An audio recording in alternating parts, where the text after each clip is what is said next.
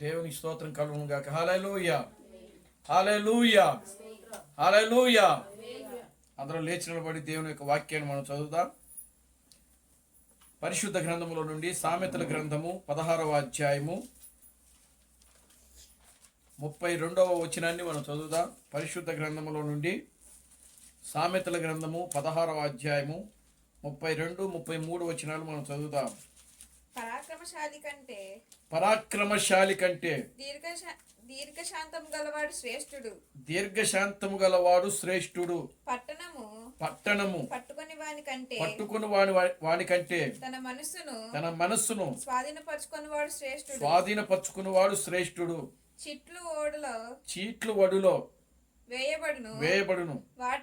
వాటి వలన తీర్పు యెహోవా వశము. ప్రార్థన చేసుకుందాం.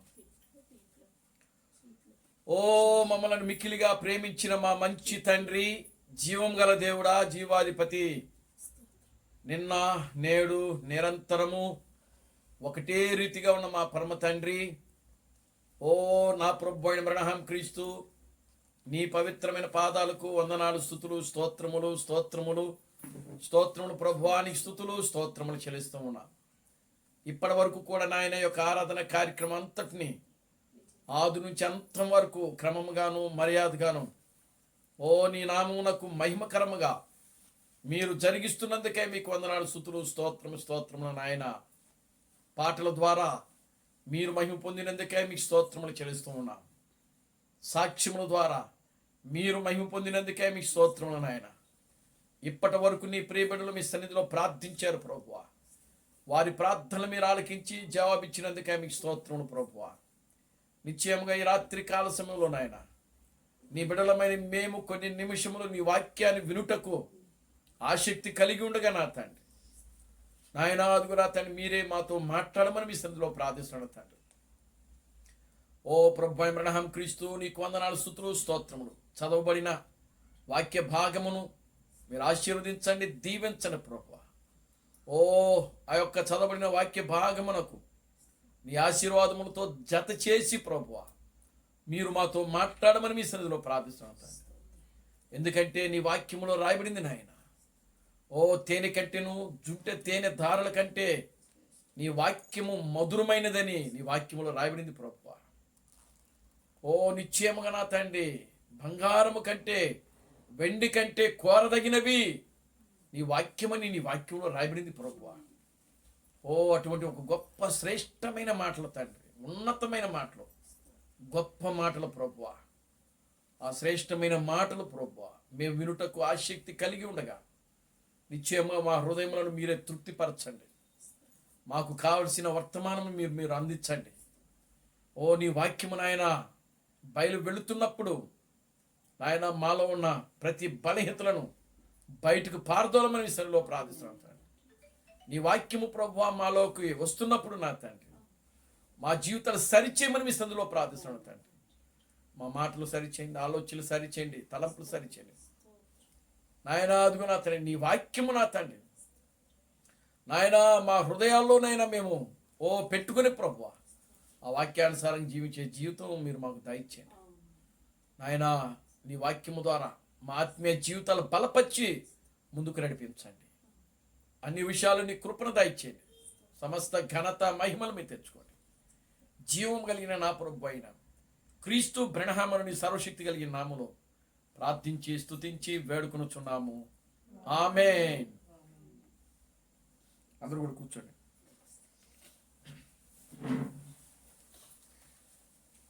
దేవుని స్తోత్రం కలుగును గాక. హల్లెలూయా, ఆమేన్. హల్లెలూయా, హల్లెలూయా. మన ప్రభువును రక్షకుడును విమోచకుడైన ప్రభు అయిన క్రీస్తు బ్రహ్మ యొక్క నామములో మీ అందరికీ నా వందనాలండి. ఈ రాత్రికాల సమయంలో మరలా మనము సహోదరి యొక్క గృహములో చేరి ఈ రీతిగా ఆయన స్తుతించుటకు, ఆయన ఘనపరచడానికి, ఆయన నామమును మహిమపరచడానికి దేవుడు మనకు మంచి సమయాన్ని అనుగ్రహించాడు. దేవుని స్తోత్రం కలుగును గాక. హల్లెలూయా.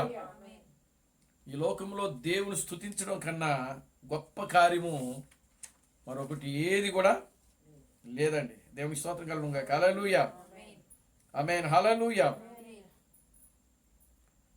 కనుక ఈ లోకములో ఈ చివరి దినాల్లో దేవుడు మనలను ఈ భూమి మీదకి తీసుకొచ్చాడు. దేవుని స్తోత్రం కలుగును గాక. హల్లెలూయా. ఇప్పుడు మనం ఇస్తున్న ఈ వర్తమానాలన్నీ కేవలము విశ్వాసము ద్వారా వచ్చినటువంటి వర్తమానాలు ఇవి. దేవుని స్తోత్రం కలుగును గాక. హల్లెలూయా. మోషేలాగా ఎర్ర సముద్రం చీల్స్తే వచ్చిన వర్తమానం కాదు ఇది. ఆమేన్. హల్లెలూయా. లేకపోతే యెహోషువ లాగా సూర్యుడా గిబియోనులో ఆగు, చంద్రుడా అయ్యోరు లోయలో ఆగు అని పలికినప్పుడు అలాగ చేయబడిన అలాగా రాలా ఈ వర్తమానం. ఒక బహిరంగ ప్రదర్శన ద్వారా వచ్చినటువంటి వర్తమానాలు కాదు ఇవి. దేవుని స్తోత్రం కలుగును గాక. హల్లెలూయా. మోషే కాలంలో అది బహిరంగంగా వచ్చింది. మోషే ప్రజలు చూస్తూ ఉండగానే ఎర్ర సముద్రాన్ని చీల్చాడు ఆయన. ఫరో చూస్తూ ఉండగానే మిడతల దండు భూమి మీదకి వచ్చాయి. ఫరో చూస్తూ ఉండగానే నీళ్లు రక్తంగా మారిపోయాయి. ఫరో చూస్తూ ఉండగానే తెగుళ్ళు వచ్చేసాయి. ఫరో చూస్తూ ఉండగానే తన జ్యేష్ఠ కుమారుడు ఏమైపోయాడు? మరణించాడు, హతమయ్యాడు. పబ్లిక్ షో అంటే దేవుని యొక్క శక్తి పబ్లిక్గా చూపించడం అంటారు దాన్ని. దేవుని స్తోత్రం కలుగును గాక. హల్లెలూయా. దేవుని యొక్క ఉన్నతమైన శక్తి, దేవుని యొక్క మహోన్నతమైన శక్తి, అది ప్రజలు చూస్తే ఎలా ఉంటుంది? దేవుని స్తోత్రం కలుగును గాక. హల్లెలూయా. కనుక ఆ రోజుల్లో నిజంగా అది ఫరో గురించో లేకపోతే ఐగుప్తులో ఉన్నటువంటి ఐగుప్తుల యొక్క ప్రజల గురించో దేవుడు చేయలేదు ఆ కార్యాలు. ఎవరి గురించి చేశాడు అని అంటే కేవలము తన బిడ్డల గురించి. తన బిడ్డలు అంటే ఇజ్రాయేలు గురించే దేవుడు ఆ కార్యాలు చేశాడు. ఇజ్రాయేలు గురించి ఐగుప్తును నాశనం చేశాడు ఆయన. ఇజ్రాయేలు గురించి ఐగుప్తును నాశనం చేశాడు. దేవుని స్తోత్రం కలుగును గాక. హల్లెలూయా. తన బిడ్డలు తనియందు విశ్వాసం ఉంచడానికి వేరే వ్యక్తులను ఆయన ఏం చేశాడు? ఆయన బిడ్డలను నాశనం చేయాలి మళ్ళా. దేవునికి స్తోత్రం కలుగును గాక. హల్లెలూయా. ఎలాగా? తెగుళ్ళుతో. ఎలాగండి? తెగుళ్ళుతో. ఎన్ని తెగుళ్ళు?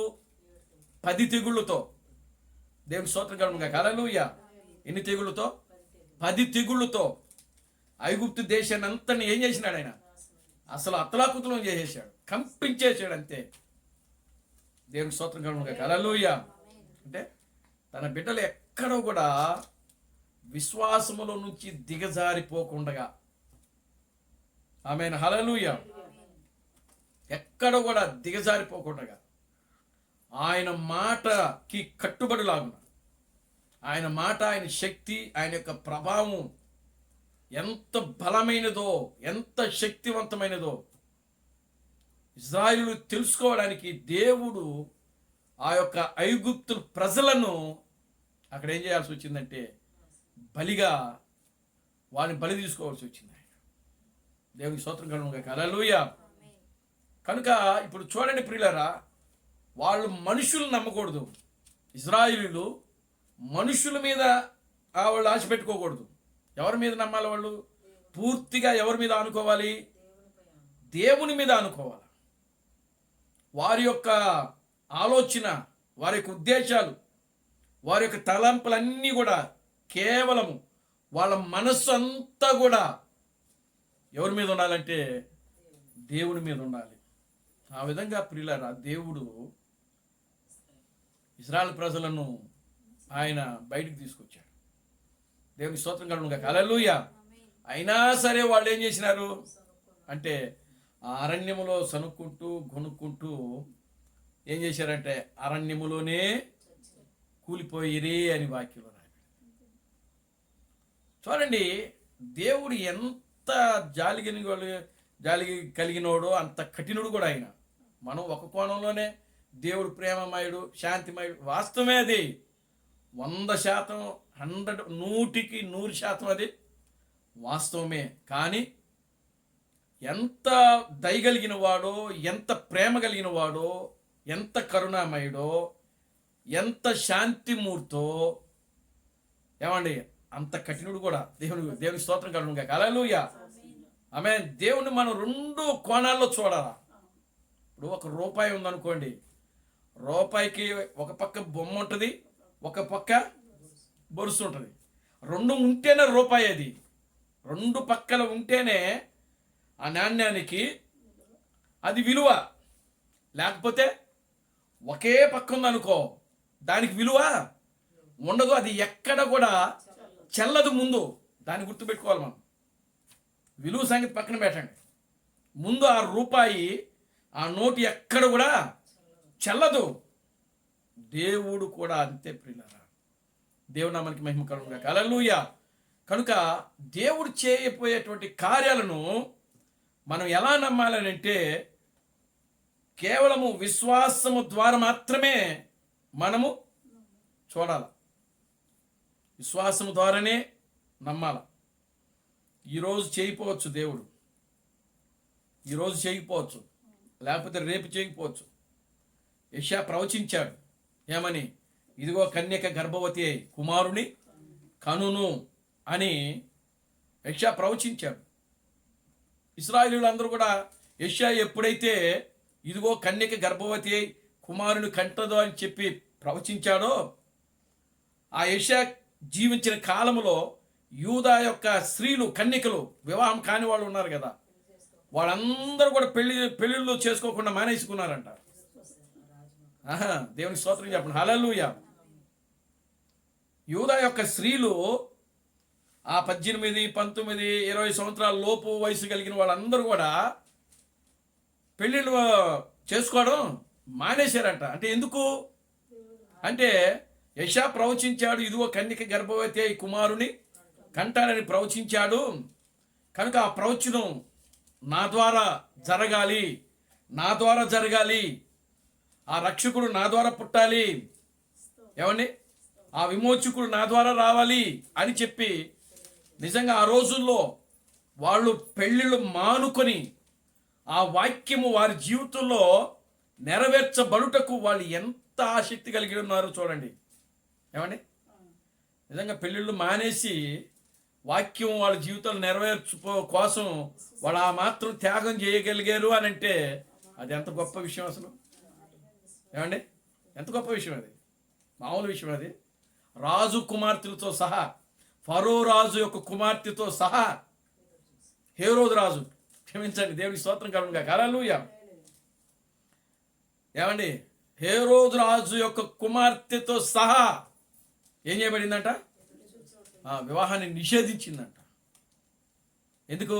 యెషయా ప్రవచించాడు, రక్షకుడు పుడతాడు, నా కడుపును పుడితే బాగును, నా గర్భాన్ని పుడితే బాగును, నా గర్భాన పుడితే బాగును అని చెప్పి.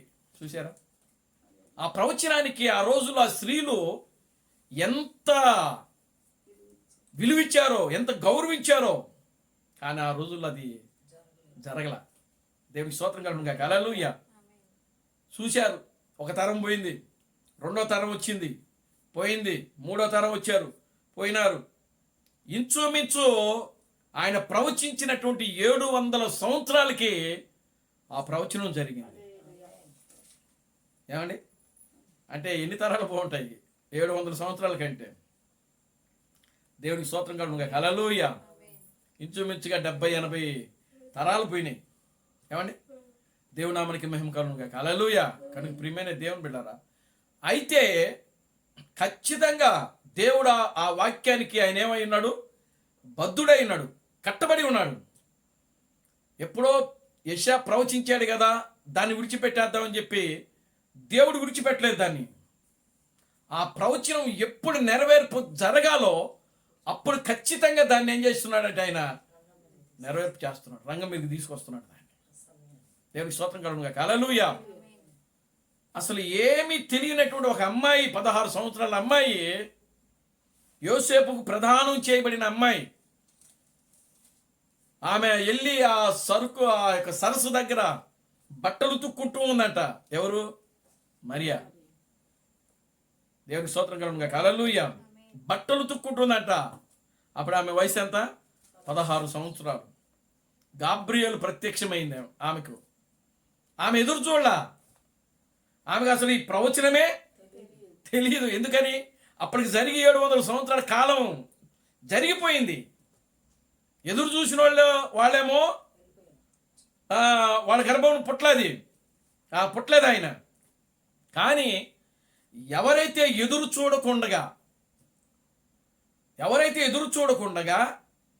దేవుని యందు భయము కలిగి, భక్తి కలిగి, వినయము విధేయత కలిగి, ఆ కాలములో ఎవరి కాలంలో? హేరోదు రాజు యొక్క కాలములో, ఆ మరియ జీవించినటువంటి కాలములో, బాప్తిస్మిచ్చు యోహాను యొక్క కాలములో, జకరియా ఆ యొక్క యాజకత్వం చేస్తున్నటువంటి కాలంలో ప్రియులారా, ఆమె ఏ కోణంలో కూడా ఆమెకు ఆశలు లేవు అసలు.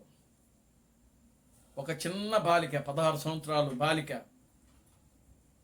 యోసేపుకు ప్రదానం చేయబడింది. యోసేపుకి ఆల్రెడీ అంతకు ముందే పెళ్ళయ్యి ఆయన భార్య చనిపోయింది. ఆయనకు 2 కుమారులు ఉన్నారు అప్పటికే. మరియా రెండవ సంబంధముగా ఆ యొక్క యోసేపుకి ఏం చేయబడింది? ప్రధానము చేయబడింది. దేవుని స్తోత్రం కలుగును గాక. హల్లెలూయా. కనుక ఇప్పుడు చూడండి, ఎదురు చూడనటువంటి మరియా అసలు ఆమె మామూలుగానే ఆమె చాలా విధేయురాలంట. చాలా విధేయురాలు. తల్లిదండ్రులకు విధేయత కలిగింది. ఆ రోజుల్లో ఆ సంఘములో విధేయత కలిగింది. యోధా గోత్రానికి చెందిన ఆమె. యోసేపు కూడా యోధా గోత్రానికి చెందినవాడు. దేవుని స్తోత్రం కలుగును గాక. హల్లెలూయా. కనుక ఇప్పుడు గాబ్రియేలు ఆమె ఆ సరస్సు దగ్గర, ఆ నది దగ్గర బట్టలు తుక్కుంటా ఉంటే గాబ్రియేలు వెళ్ళి ఆమెకు ప్రత్యక్షమైందట. దయాప్రాప్తురాలా, నీకు శుభము కలుగును గాక, సర్వోన్నతుని యొక్క శక్తి నిన్ను కమ్ముకొనును, ఇదిగో నువ్వు గర్భం ధరిస్తావు, పుట్టబో శిశువు పరిశుద్ధుడు, ఆయనకి యేసు అనే పేరు పెట్టు అని చెప్పింది. చూసారా? దేవునికి స్తోత్రం కలుగును గాక. హల్లెలూయా. ఇది ఎలా జరుగును? నేను పురుషుని ఎరగిన దానినే. దేవునికి స్తోత్రం కలుగును గాక. హల్లెలూయా అన్నప్పుడు ఆయన ఆమెతో చెప్తున్నాడు, సర్వోన్నతుని యొక్క శక్తి నిన్ను కమ్ముకొనును, నువ్వు పరిశుద్ధాత్మ వలన గర్భం ధరిస్తావు. దేవుని నామానికి మహిమ కలుగును గాక. హల్లెలూయా. శూన్యములో సృష్టిని వేలాడదీసిన దేవుడు, శూన్యములో సూర్యుడు చంద్రుణ్ణి వేలాడదీసిన దేవుడు ఆయన కన్నిక గర్భంలో నుండి భూమి మీదకి రావటం అదేమన్నా పెద్ద విచిత్రం ఆయనకి? ఏమండి? దేవునికి స్తోత్రం కలుగును గాక. హల్లెలూయా. అదేమన్నా దేవునికి అదేమన్నా పెద్ద కష్టం? అసలు దేవునికి సమస్తము సాధ్యం. ఆయన ఎలాగైనా రాగలడు. దేవుని నామానికి మహిమ కలుగును గాక. హల్లెలూయా. కనుక చూడండి, ఆ రోజుల్లో ప్రియులారా, ఎదురు చూడనటువంటి ఆ మరియ గర్భంలో ఆయన వచ్చాడు. ఆమె నమ్మింది. అక్కడ ఎలా నమ్మిందంటే విశ్వాసము ద్వారా నమ్మింది. దేవుని స్తోత్రం కలుగును గాక. హల్లెలూయా. కనుక ఈ రోజులు మనం జరుగుతున్న ఈ కాలంలో కూడా మనం ఇచ్చే ఈ సందేశాలు కానీ, ఈ పాటలు కానీ, ఈ వర్తమానాలు కానీ, ఇవన్నీ కూడా కేవలము దేవుని ద్వారా జరిగే కార్యాలు ఎలా జరగాలి అని దేవుడు ఆశపడుతున్నాడంటే విశ్వాసము ద్వారా జరగాలని దేవుడు ఆశపడుతున్నాడు. అది ఇక్కడ ఏదో ప్రియులారా గమనించడం, ఒక అద్భుతం జరిగితే దేవుని యందు మనం విశ్వాసం ఉంచడం కాదు. ఒక దెయ్యం పోతే దేవుని మీద విశ్వాసం కలిగి జీవించడం కాదు. లేకపోతే ఒక ఎర్ర సముద్రాన్ని చీల్చో, లేకపోతే ఇంకోటి, ఒక క్యాన్సరో, లేకపోతే ఇంకోటి ప్రియులారా పోతే మనం దేవుని యందు విశ్వాసం ఉంచడం అనేది అది దేవుని యొక్క చిత్తము కానే. అయితే దేవుడు గతంలో చేశాడు కదా. చేశాడు దేవుడు. దేవుని స్తోత్రం కలుగును గాక. హల్లెలూయా. ప్రజలను తన వైపు మళ్ళించడం, ఆయన వైపు తిప్పుకోవడం కోసం దేవుడు తన ప్రజలను ఆయన వైపు తిప్పుకోవడం కోసం దేవుడు ఎర్ర సముద్రాన్ని చీల్చాడు, కుంటోళ్ళకి కాళ్ళు ఇచ్చాడు, గుడ్డోళ్ళకి చూపించాడు, చచ్చిపోయిన వాళ్ళు కూడా. కానీ ఒక తరము, పరిపూర్ణమైన విశ్వాసముతో నిలబడే తరమును దేవుడు కోరుకున్నాడు. ఆ తరమే ఇప్పుడు మనం జీవించుచున్నటువంటి ఈ తరం. దేవునికి స్తోత్రం కలుగును గాక. హల్లెలూయా. ఇక్కడ అద్భుతాలు ఉండవు, స్వస్థతలు ఉండవు, మనం కోరుకున్నదంతా కూడా ఇక్కడ ఏది ఉండదు. కానీ నువ్వు దేవుని యందు పరిపూర్ణమైనటువంటి విశ్వాసము ద్వారా నమ్మగలిగినప్పుడు ఖచ్చితంగా ఏదో ఒక రోజు దేవుడు తప్పకుండా చేస్తాడు. అది అది మాత్రం ఖచ్చితంగా జరుగుతుంది. దేవుని నామానికి మహిమ కలుగును గాక. హల్లెలూయా. క్రీస్తు థామస్ ఆయన ప్రియమైన దేవుని బిడ్డలారా, ఆయన ఒక షుగర్ వ్యాధితో ఆయన శరీరం అంతా కూడా నలగొట్టబడింది. ఏమండి, కాలు తీసేశారు ఆయనకి. అయినా సరే భయపడలేదు ఆయన.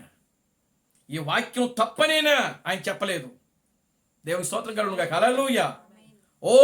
ఆయనకి తెలుసు ఆయనలో ఉన్న ప్రతి బలహీనత ఆయనకు తెలుసు. ఆయన మరణిస్తాడని కూడా ఆయనకు తెలుసు. అయినా సరే నాకు మరణం లేదని బోధించుతూ వచ్చినోడు ఆయన. అంతటి గొప్ప విశ్వాసము. ఈరోజు ప్రియులారా, మనం కూడా ఆ విధంగానే నిలబడాలి. దేవుని నామానికి మహిమ కలుగును గాక. హల్లెలూయా. ఇది ఒక గొప్ప తరం అండి. ఈ తరాన్ని దేవుడు ఎలా తీసుకోవాలని రావాలనుకుంటాడంటే నిజంగా ఒక పరిపూర్ణమైనగా చూడండి. ఒక తెల్లటి చొక్క ఎలా కనబడుతుందండి? ఏ చాకలి ఉతకినటువంటి ఏమండి తెల్లటి వస్త్రం ఎలా ఉంటుంది అలా ఉండాలని దేవుడు కోరుకుంటున్నాడు మనల్ని. విశ్వాసం దేవుని స్తోత్రం కలుగును గాక. హల్లెలూయా. చూడండి, మోషే యేసు క్రీస్తు ఆ రూపాంతరపు పర్వతం మీదకి వెళ్ళినప్పుడు ఆ పర్వతం మీద యేసు ఆయన ఎలా కనబడుతున్నాడు? కిందున్న పేతురుకి, యోహానికి, ఆ యొక్క యాకోబులకు ఎలా కనబడుతున్నాడు అని అంటే ఆయన ఏమైపోతున్నాడు అని అంటే ప్రియమైన దేవుని బిడ్డలారా, ఆయన అక్కడ రూపాంతరం కొండమికి వెళ్ళి రూపాంతరం చెందడం చూశారు వాళ్ళు. దేవుని స్తోత్రం కలుగును గాక. హల్లెలూయా. ఏ చాకలి ఉతకనంత తెల్లగా ధవళముగా, ధవళం అంటే పరిశుద్ధత అని. దేవునికి స్తోత్రం కలుగును గాక. హల్లెలూయా. అది చూడటానికి వర్ణించడానికి కూడా అక్కడ మాటలు ఉండనంత తెల్లగా అక్కడ ఆయన వస్త్రాలు కనబడతా ఉన్నాయి. దేవునికి స్తోత్రం కలుగును గాక. హల్లెలూయా. అలాగా ఉండాలని దేవుడు మన విశ్వాసాన్ని కోరుకుంటున్నాడు. దేవునికి స్తోత్రం కలుగును గాక. హల్లెలూయా. కనుక ప్రియమైన దేవుని బిడ్డలారా, మనం ఆ విధంగా జీవించాలి. మనం ఈ లోకంలోకే ఒక ప్రత్యేకమైనటువంటి జనులు మనం. దేవునికి స్తోత్రం కలుగును గాక. హల్లెలూయా. లోకం వేరు, నువ్వు వేరు. లోకం వేరు, మీరు వేరు. లోకంలో ఉన్న ప్రజలు వేరు, మీరు వేరు. ఆమేన్. హల్లెలూయా. చూడండి, మీరు వేరు, లోకం వేరు. దేవుడు మిమ్మలను ఒక ప్రత్యేకమైన జనాంగముగా, ఒక ప్రత్యేకమైనటువంటి జనాంగముగా, ఏర్పరచబడినటువంటి ప్రజలుగా, ఎన్నుకోబడినటువంటి ప్రజలుగా దేవుడు మిమ్మల్ని తీసుకుని వచ్చాడు ఈరోజు. దేవునికి స్తోత్రం కలుగును గాక. హల్లెలూయా. కనుక ప్రియులారా, మీరు ఒక ప్రత్యేకమైనటువంటి ఏర్పరచబడినటువంటి జనులుగా ఉంటున్నారు. దేవునికి మీరు ఒక ప్రత్యేకమైన జనం. మీరు దేవునికి స్తోత్రం కలుగును గాక. హల్లెలూయా. ప్రతి కాలములో ప్రియులారా, దేవుడు వారిని ఎందుకు తీసుకుంటా వచ్చాడంటే మన కోసమే వాళ్ళని ఏర్పాటు చేసుకుంటా రావాల్సి వచ్చింది. ఆయన ఒక చెట్టు ఉందనుకోండి, చూడండి, ఒక చెట్టు ఫస్ట్ అది ఎలా వస్తుంది అని అంటే ప్రియులారా, ఎలా వస్తుంది అంటే మొలకలాగా వస్తుంది. అది పెరుగుద్ది. పెరిగినప్పుడు ఆ చెట్టులో ఏముంటుందండి? పైన ఏముంటుంది? పైన ఏముంటుంది? బెరడు ఉంటుంది, అంటే తోలు ఉంటుంది. ఒక చెట్టుకు పైన ఏముంటుంది? ఉంటుందా? ఉండదా? ప్రతి ఒక్క మొద్దును మీరు చూడండి. ప్రతి మొద్దుకి పైన ఏముంటుంది? బెరడు, తోలు అంటారు దాన్ని. దేవుని స్తోత్రం కలుగును గాక. హల్లెలూయా. దానినే బెరడు అంటారు. ఆ బెరడంతా చెక్కండి మీరు. చెక్కితే లోపల ఏమవుతుంది? మొద్దు వస్తుంది. అసలైనటువంటి చెక్క వస్తుంది. దేవుని స్తోత్రం కలుగును గాక. హల్లెలూయా. ఆ చెక్క నుంచి మనం లోపలికి దాన్ని చెక్కితే లోపల జీవం ఉంటుంది. దేవుని నామానికి మహిమ కలుగును గాక. హల్లెలూయా. అట్లాగనే ఒక చెట్టులో జీవం ఉంది అనేది మనకు ఎలా తెలియజేయబడుతుందంటే ఆ పైన వచ్చేటువంటి చిగురే జీవము. ఆమేన్ హల్లెలూయా. ఆ పైన వచ్చేటటువంటి చిగురు ఉంటుంది, అదే జీవము. కనుక చూడండి, దేవుడు ఇప్పుడు మోషే కానీ, లేకపోతే నోవాహు కానీ, లేదా యేసుక్రీస్తు కానీ, కొత్త నిబంధనలో ఉన్నటువంటి ఈ యొక్క ప్రవక్తలు కానీ ఎవరైతే ఉన్నారో వీళ్ళందరూ కూడా పిల్లరా మనకు ఏమై ఉన్నారని అంటే, ఒకరు బెరడైతే, ఒకరు చెట్టు, ఒకరు కొమ్మ. ఈ విధంగా వాళ్ళు ఏం చేస్తూ వచ్చారంటే మనలను మోసుకుంటూ వచ్చారంట. దేవునికి స్తోత్రం చెప్పండి. హల్లెలూయా. ఆమేన్ హల్లెలూయా. మనల్ని ఏం చేసుకుంటూ వచ్చారు వాళ్ళు? మోసుకుని వచ్చారు. క్రీస్తు అని చెప్తున్నాడు. దేవుని నామానికి మహిమ కలుగును గాక. హల్లెలూయా. జీవమును వాళ్ళు ఏం చేసుకుంటూ వచ్చారంట? మోసుకుంటూ వచ్చారు. కనుక జీవం అనేది ఉంది. ఎక్కడుంది అని అంటే అది వేరులో లోపల ఉంది. అది లోపల ఉన్నది బయటికి రావాలి. బయటికి రావాలంటే మొక్కగా రావాలి. అది పైన బెరడు ఉండాలి. దేవుని స్తోత్రం కలుగును గాక. హల్లెలూయా. కాండం ఉండాలి. ఆమేన్ హల్లెలూయా. కాండం ఉండాలి. దానికి ఏముండాలి? ఆకులు ఉండాలి, అన్నీ ఉండాలి. చివరికి విత్తనం వచ్చినప్పుడు ఆ విత్తనంలోనే జీవం ఉంటుంది. ఆ విత్తనాలే మనం. దేవుని నామానికి మహిమ కలుగును గాక. హల్లెలూయా. మోషే కానీ, లేదా పాత నిబంధన ప్రవక్తలు కానీ, లేదా కొత్త నిబంధనలో ఉన్నటువంటి యేసుక్రీస్తు కానీ, లేదా ప్రవక్తలు కానీ, 7 సంఘకాలలో ఉన్న ప్రవక్తలు కానీ, వీళ్ళందరూ కూడా ఎవరిని మోసుకుంటూ వచ్చారంటే నిన్ను నన్ను మోసుకొని వచ్చి ఈ చివరి కాలంలో వదిలేసేలేరు. దేవుని స్తోత్రం కలుగును గాక. హల్లెలూయా. ఎందుకనంటే ఆయన కార్యాలు మన ద్వారా జరిగించుటకు. ఆమేన్ హల్లెలూయా. కనుక ప్రియమైన దేవుని బిడ్డలారా, నీవు నిర్ణయించబడిన కుమారుడివి, కుమార్తెవి. యు ఆర్ చూజన్ అంటే నిర్ణయించబడ్డ వాళ్ళు మీరు. ఆమేన్ హల్లెలూయా. ఏర్పరచబడిన వారు మీరు. ఎవరి కోసము? దేవుని కోసము. ఎలా ఏర్పరచబడ్డారు? రాజులైన యాజక సమూహముగా మీరు ఏర్పరచబడ్డారు. ఆమేన్ హల్లెలూయా. రాజులైన యాజక సమూహము. రాజులు మీరే, యాజకులు కూడా మీరే. దేవునికి స్తోత్రం కలుగును గాక. హల్లెలూయా. కనుక ప్రియమైన దేవుని బిడ్డలారా, ఇప్పుడు ఈ పెళ్లి కుమార్తె ఏదైతే ఉన్నదో ఆ పెళ్లి కుమార్తె ఇప్పుడు 2 పాత్రలు పోషిస్తుంది. ఆ 2 పాత్రలు ఏమిటి అని అంటే, ఒకటి రాజరికము, రెండవది యాజకత్వము. ఆమేన్ హల్లెలూయా. మొదటిది ఏమిటి?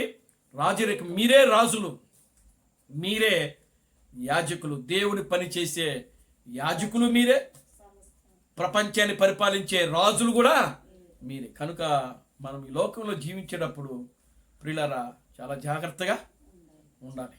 మన మాటలు కానీ, మన ఆలోచనలు కానీ, మన తలంపులు కానీ, మన ఉద్దేశాలు కానీ కేవలము అవి దేవుని నామమునకు మహిమకరముగా ఉండాలి. దేవునికి స్తోత్రం కలుగును గాక. హల్లెలూయా. సరే చూద్దాం దేవుని యొక్క వాక్యం. మనం చూసినటువంటి యొక్క సందేశము శ్రేష్ఠుడు. దేవునికి స్తోత్రం కలుగును గాక. హల్లెలూయా. సామెతల గ్రంథము 16వ అధ్యాయం 32వ వచనం. పరాక్రమశాలి కంటే దీర్ఘశాంతము గలవాడు శ్రేష్ఠుడు. పట్టణము పట్టుకుని వాని కంటే తన మనసును స్వాధీనపరచుకున్నవాడు శ్రేష్ఠుడు. చాలు. ఆమేన్ హల్లెలూయా. ఏమండి, ఈ రాత్రికాల సమయంలో మనం ధ్యానం చేయబోయే అంశం ఏంటంటే శ్రేష్ఠుడు. ఆమేన్ హల్లెలూయా. శ్రేష్ఠుడు. శ్రేష్ఠుడు అంటే అర్థం ఏంటి? ఏమండి? దేవునికి స్తోత్రం కలుగును గాక. హల్లెలూయా. Okay right. దేవునామానికి మహిమ కలుగును గాక. హల్లెలూయా. శ్రేష్ఠుడు అని అంటే అర్థం ఏంటంటే అందరికంటే గొప్పవాడు. మరి ఈ లోకంలో అందరికంటే గొప్పవాడు ఎవరు? దేవుడే. ఆమేన్ హల్లెలూయా. కనుక ఆయనే శ్రేష్ఠుడు. ఆమేన్ హల్లెలూయా. చూడండి, శ్రేష్ఠుడు అనే మాటకు అర్థం ఏంటంటే అత్యంత ఉత్తమమైన వాడంట. అత్యంత ఉత్తమమైన వాడు, అత్యున్నతమైన. దేవుని స్తోత్రం కలుగును గాక. హల్లెలూయా. అంటే ఆయన కంటే ఉత్తముడి కోడు ఉండడు అని అర్థం. ఆమేన్ హల్లెలూయా. అత్యంతమైన ఉత్తముడు అని అర్థం అంట. ఏది? శ్రేష్ఠుడు అనే మాటకు అర్థం. దేవునికి స్తోత్రం కలుగును గాక. హల్లెలూయా. శ్రేష్ఠుడు అనే మాటకు మరొక అర్థం ఉంది. ఏంటది అని అంటే అందరికీ మరుగ్గా ఉంటాడంట. దేవుని స్తోత్రం కలుగునుగా. హల్లెలూయా. తనను తాను ఆర్భాటములోకి వెళ్ళనివాడు. మరుగ్గా ఉండేవాడు అని అంటే తనను తాను ఏం చేసుకుంటాడంటే మరుగుపరుచుకుంటాడు సామాన్యతలో. Amen. Hallelujah. Glory to God. Hallelujah. తనను తాను శ్రేష్ఠుడు అనే మాటకు అర్థం ఏంటంటే తనను తాను మరుగు చేసుకునేవాడు, తగ్గించుకునేవాడు, సామాన్యతలో ఉన్నవాడు అని అర్థం. దేవుని స్తోత్రం కలుగునుగా. హల్లెలూయా. ఆమేన్. హల్లెలూయా. ఉత్తమమైన వాడు, గొప్పవాడు, ఉన్నతమైన వాడు. ప్రాచీన భాషలో మరొక అర్థం ఉంది, గొప్ప శక్తి కలిగిన వాడంట. శ్రేష్ఠుడు అని అంటే గొప్ప శక్తి కలిగిన వాడు. ఆమేన్. హల్లెలూయా. అంటే ఆయన కంటే ఇంకా ఏ శక్తివంతుడు? దేవునామానికి మహిమ కలుగునుగా. హల్లెలూయా. ఇంకా మనం ఆ యొక్క శ్రేష్ఠుడు అనే మాటకు ఇక్కడ అర్థాలు, పర్యాయ పదాలు చాలా ఉన్నాయి. దేవుడికి స్తోత్రం కలుగునుగా. హల్లెలూయా. మంచి పనులు చేసేవాడు. ఆమేన్. హల్లెలూయా. శ్రేష్ఠుడు అనే మాటకు ఇంకా అర్థం ఏంటి? మంచి పనులు. ఎవరికి కీడు చేసేవాడు కాదు. ఆమేన్. హల్లెలూయా.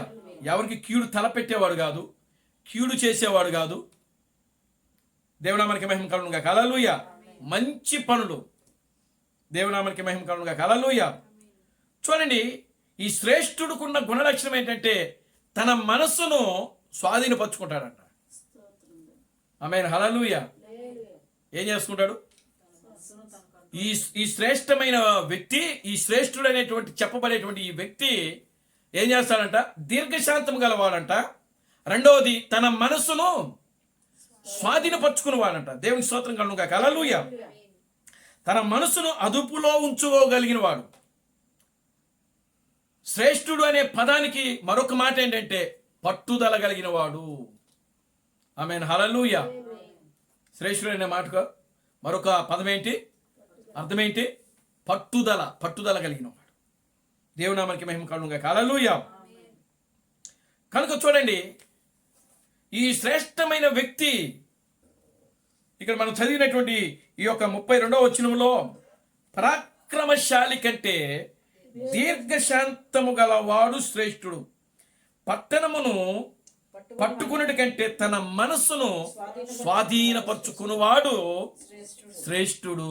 ఈ లోకంలో ఈ శ్రేష్ఠుడు అనే మాటకు ప్రియులారా ఏ మనుషుడు కూడా ఈ పదం పెట్టడానికి వీలు లేదు. ఒకవేళ ఈ పదము ఎవరికైనా పెట్టాలనంటే అది ఒక దేవునికి మాత్రమే చెందింది. ఆమేన్. హల్లెలూయా. అది కేవలము ఒక దేవునికి మాత్రమే. చూడండి, ఇక్కడ చూడండి, అక్కడ ఏముందంటే దీర్ఘశాంతం గలవాడు. ఏమంటే ఈ లోకంలో దీర్ఘశాంతం గలవాడు ఎవరు ఉన్నారు? ఏ మనిషి అయినా దీర్ఘశాంతం కలిగి ఉంటాడా? దేవుని స్తోత్రం కలుగునుగా. హల్లెలూయా. చూడండి, ఈ లోకములో తన మనస్సును స్వాధీనంలో పెట్టుకోగలిగిన వాడు ఎవరైనా ఉన్నారా? Glory to God. Hallelujah. Amen. Hallelujah. కనుక ఒకవేళ దీర్ఘశాంతము గలవాడు ఈ భూలోకంలో ఉన్నాడు అని అంటే, ఒకవేళ తన మనస్సును తాను స్వాధీనంలో పరుచుకొని కంట్రోల్లో ఉంచుకోగలిగిన వాడు ఎవరైనా ఉన్నారు అని అంటే అది ఖచ్చితంగా ప్రియులారా దేవుడై ఉంటాడు. Amen. Hallelujah. Glory to God. Hallelujah. Amen. Hallelujah. కనుక శ్రేష్ఠుడు ఎవరి శ్రేష్ఠుడు? తన మనస్సును స్వాధీనపరుచుకున్నవాడు శ్రేష్ఠుడు.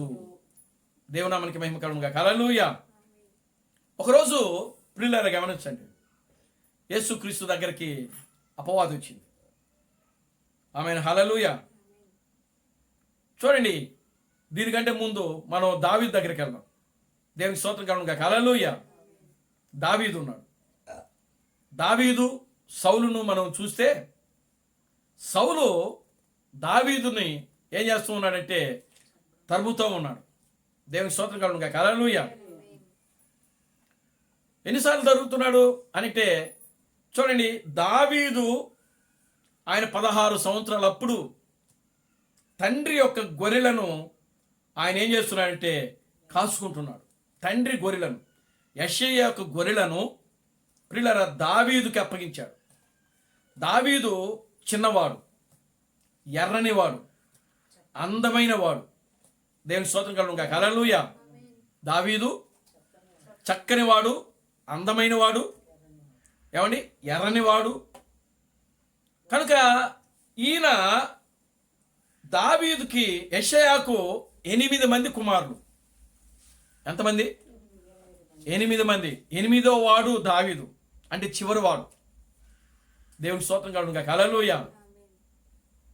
ఈయన చూడండి, అన్నల్ని యుద్ధంలోకి పంపించాడు. యెషయా సౌలు రాజు దగ్గర పెట్టాడు.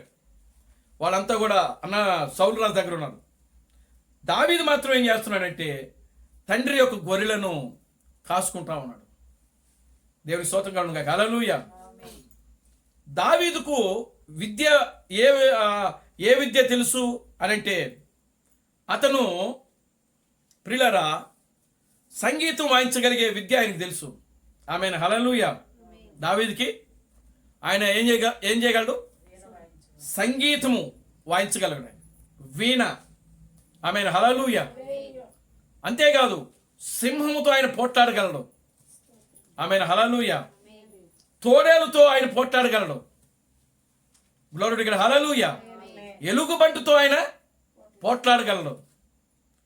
దేవుడు ఆ విధంగా దావీదును ఏం చేస్తా వస్తున్నాడు అనంటే ఆయనకు చదువు లేదు. దావీదుకు చదువు లేదు. దేవునికి స్తోత్రం కలుగును గాక. హల్లెలూయా. కానీ దావీదుకు చదువు లేకపోయినప్పటికీ దేవుడు దావీదుకు తోడై ఉన్నాడు. దావీదుకు తోడై ఉన్నటువంటి దేవుడు దావీదును అన్ని విధాలుగా కూడా ఏం చేస్తున్నాడంటే ప్రియులారా తీర్చిదిద్దుతా ఉన్నాడు. ఏ విధంగా తన గొర్రెలను ఆయన కాపలా కాయాలి. ఇప్పుడు ఆ గొర్రెలే దావీదు యొక్క రాజ్యమై ఉంది. దేవునికి స్తోత్రం చెప్పండి. హల్లెలూయా. ఆ గొర్రెలే దావీదు యొక్క రాజ్యము. ఆ గొర్రెలకు రాజు ఎవరనంటే దావీదు. దేవునికి స్తోత్రం చెప్పండి. హల్లెలూయా. ఇప్పుడు దావీదు ఆ గొర్రెలను ఏ విధంగా కాపాడుకోవాలో, ఏ విధంగా రక్షించుకోవాలో, ఏ విధంగా శత్రువు నుండి వాటిని తప్పించాలో, వాటిని కాపాడాలో దేవుడు దావీదుకి ఏం చేస్తా ఉన్నాడంటే నేర్పిస్తా ఉన్నాడు. అన్నలేమో చదువు ద్వారా నేర్చుకున్నారు. అన్నలు ఎవరు? యెషయా యొక్క పెద్ద కుమారులు, రెండవ కుమారుడు, అందరూ మిగతా 7 అంతా కూడా. అంటే విద్య ద్వారానంటే ఏ విద్య అది? దేవునికి స్తోత్రం కలుగును గాక. హల్లెలూయా. జిమ్ము. దేవునికి స్తోత్రం కలుగును గాక. హల్లెలూయా. ఏమండి? జిమ్ము నేర్చుకుంటే మనం 10 మందిని, దేవునికి స్తోత్రం కలుగును గాక. హల్లెలూయా. జిమ్ము నేర్చుకుంటూ రోజుకి ఒక 2-3 కోడిగుడ్లు తింటూ మన కండలు పెంచుకుంటే మనం ఎంతమంది అయినా కొట్టచ్చు అన్న ఒక విద్య ఆ రోజుల్లో. ఈ రోజుల్లోనే కాదు జిమ్ములు ఉండేది, ఆ రోజుల్లోనే ఉన్నాయి. దేవునికి స్తోత్రం కలుగును గాక. హల్లెలూయా.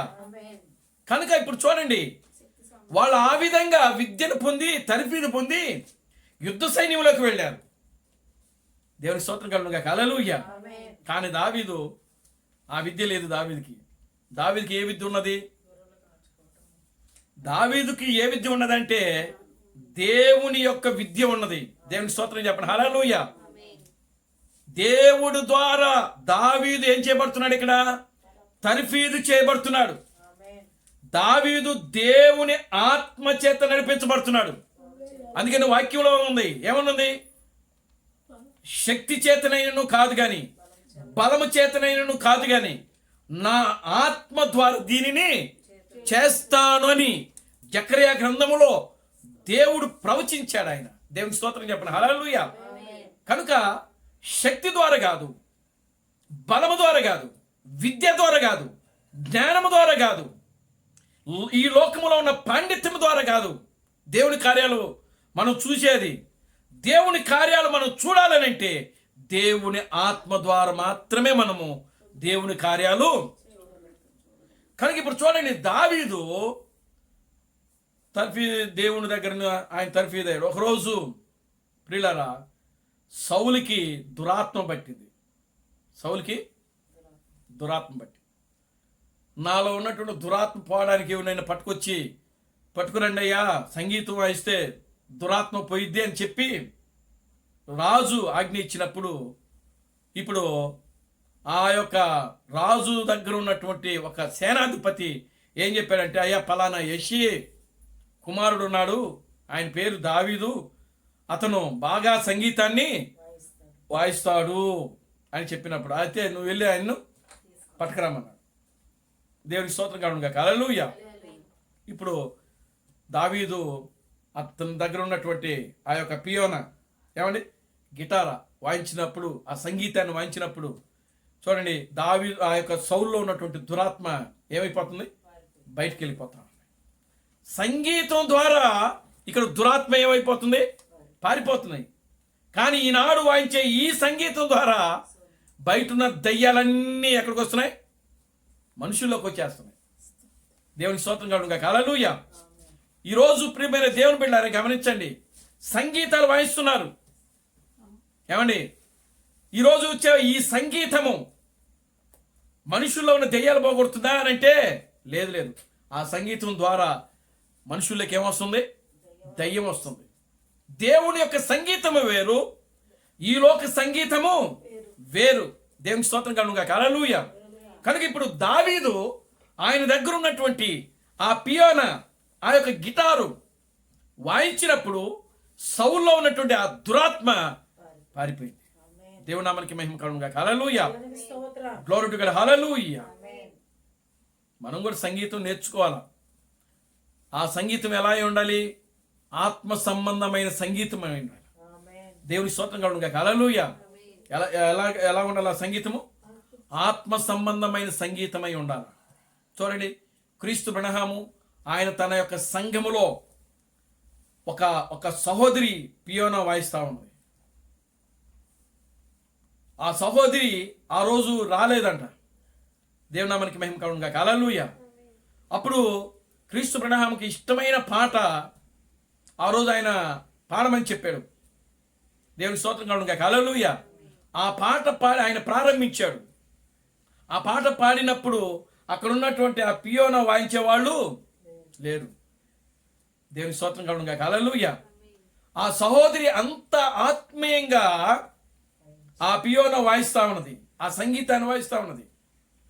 ఏమిటా పాట, నేను ప్రేమించుచున్నాను నా ప్రభువును, ఎందుకనగా ఆయనే మొదటిగా నన్ను ప్రేమించెను. ఈ పాట పాడింది ఎవరు, క్రీస్తు బ్రహ్మమే. దేవుని స్తోత్రం కలుగును గాక. హల్లెలూయా. దానికి రచన, స్వరకల్పన సమస్తము కూడా ఆయనే, దానికి సంగీతం కూడా ఆయనే. దేవుని నామానికి మహిమ కలుగును గాక. హల్లెలూయా.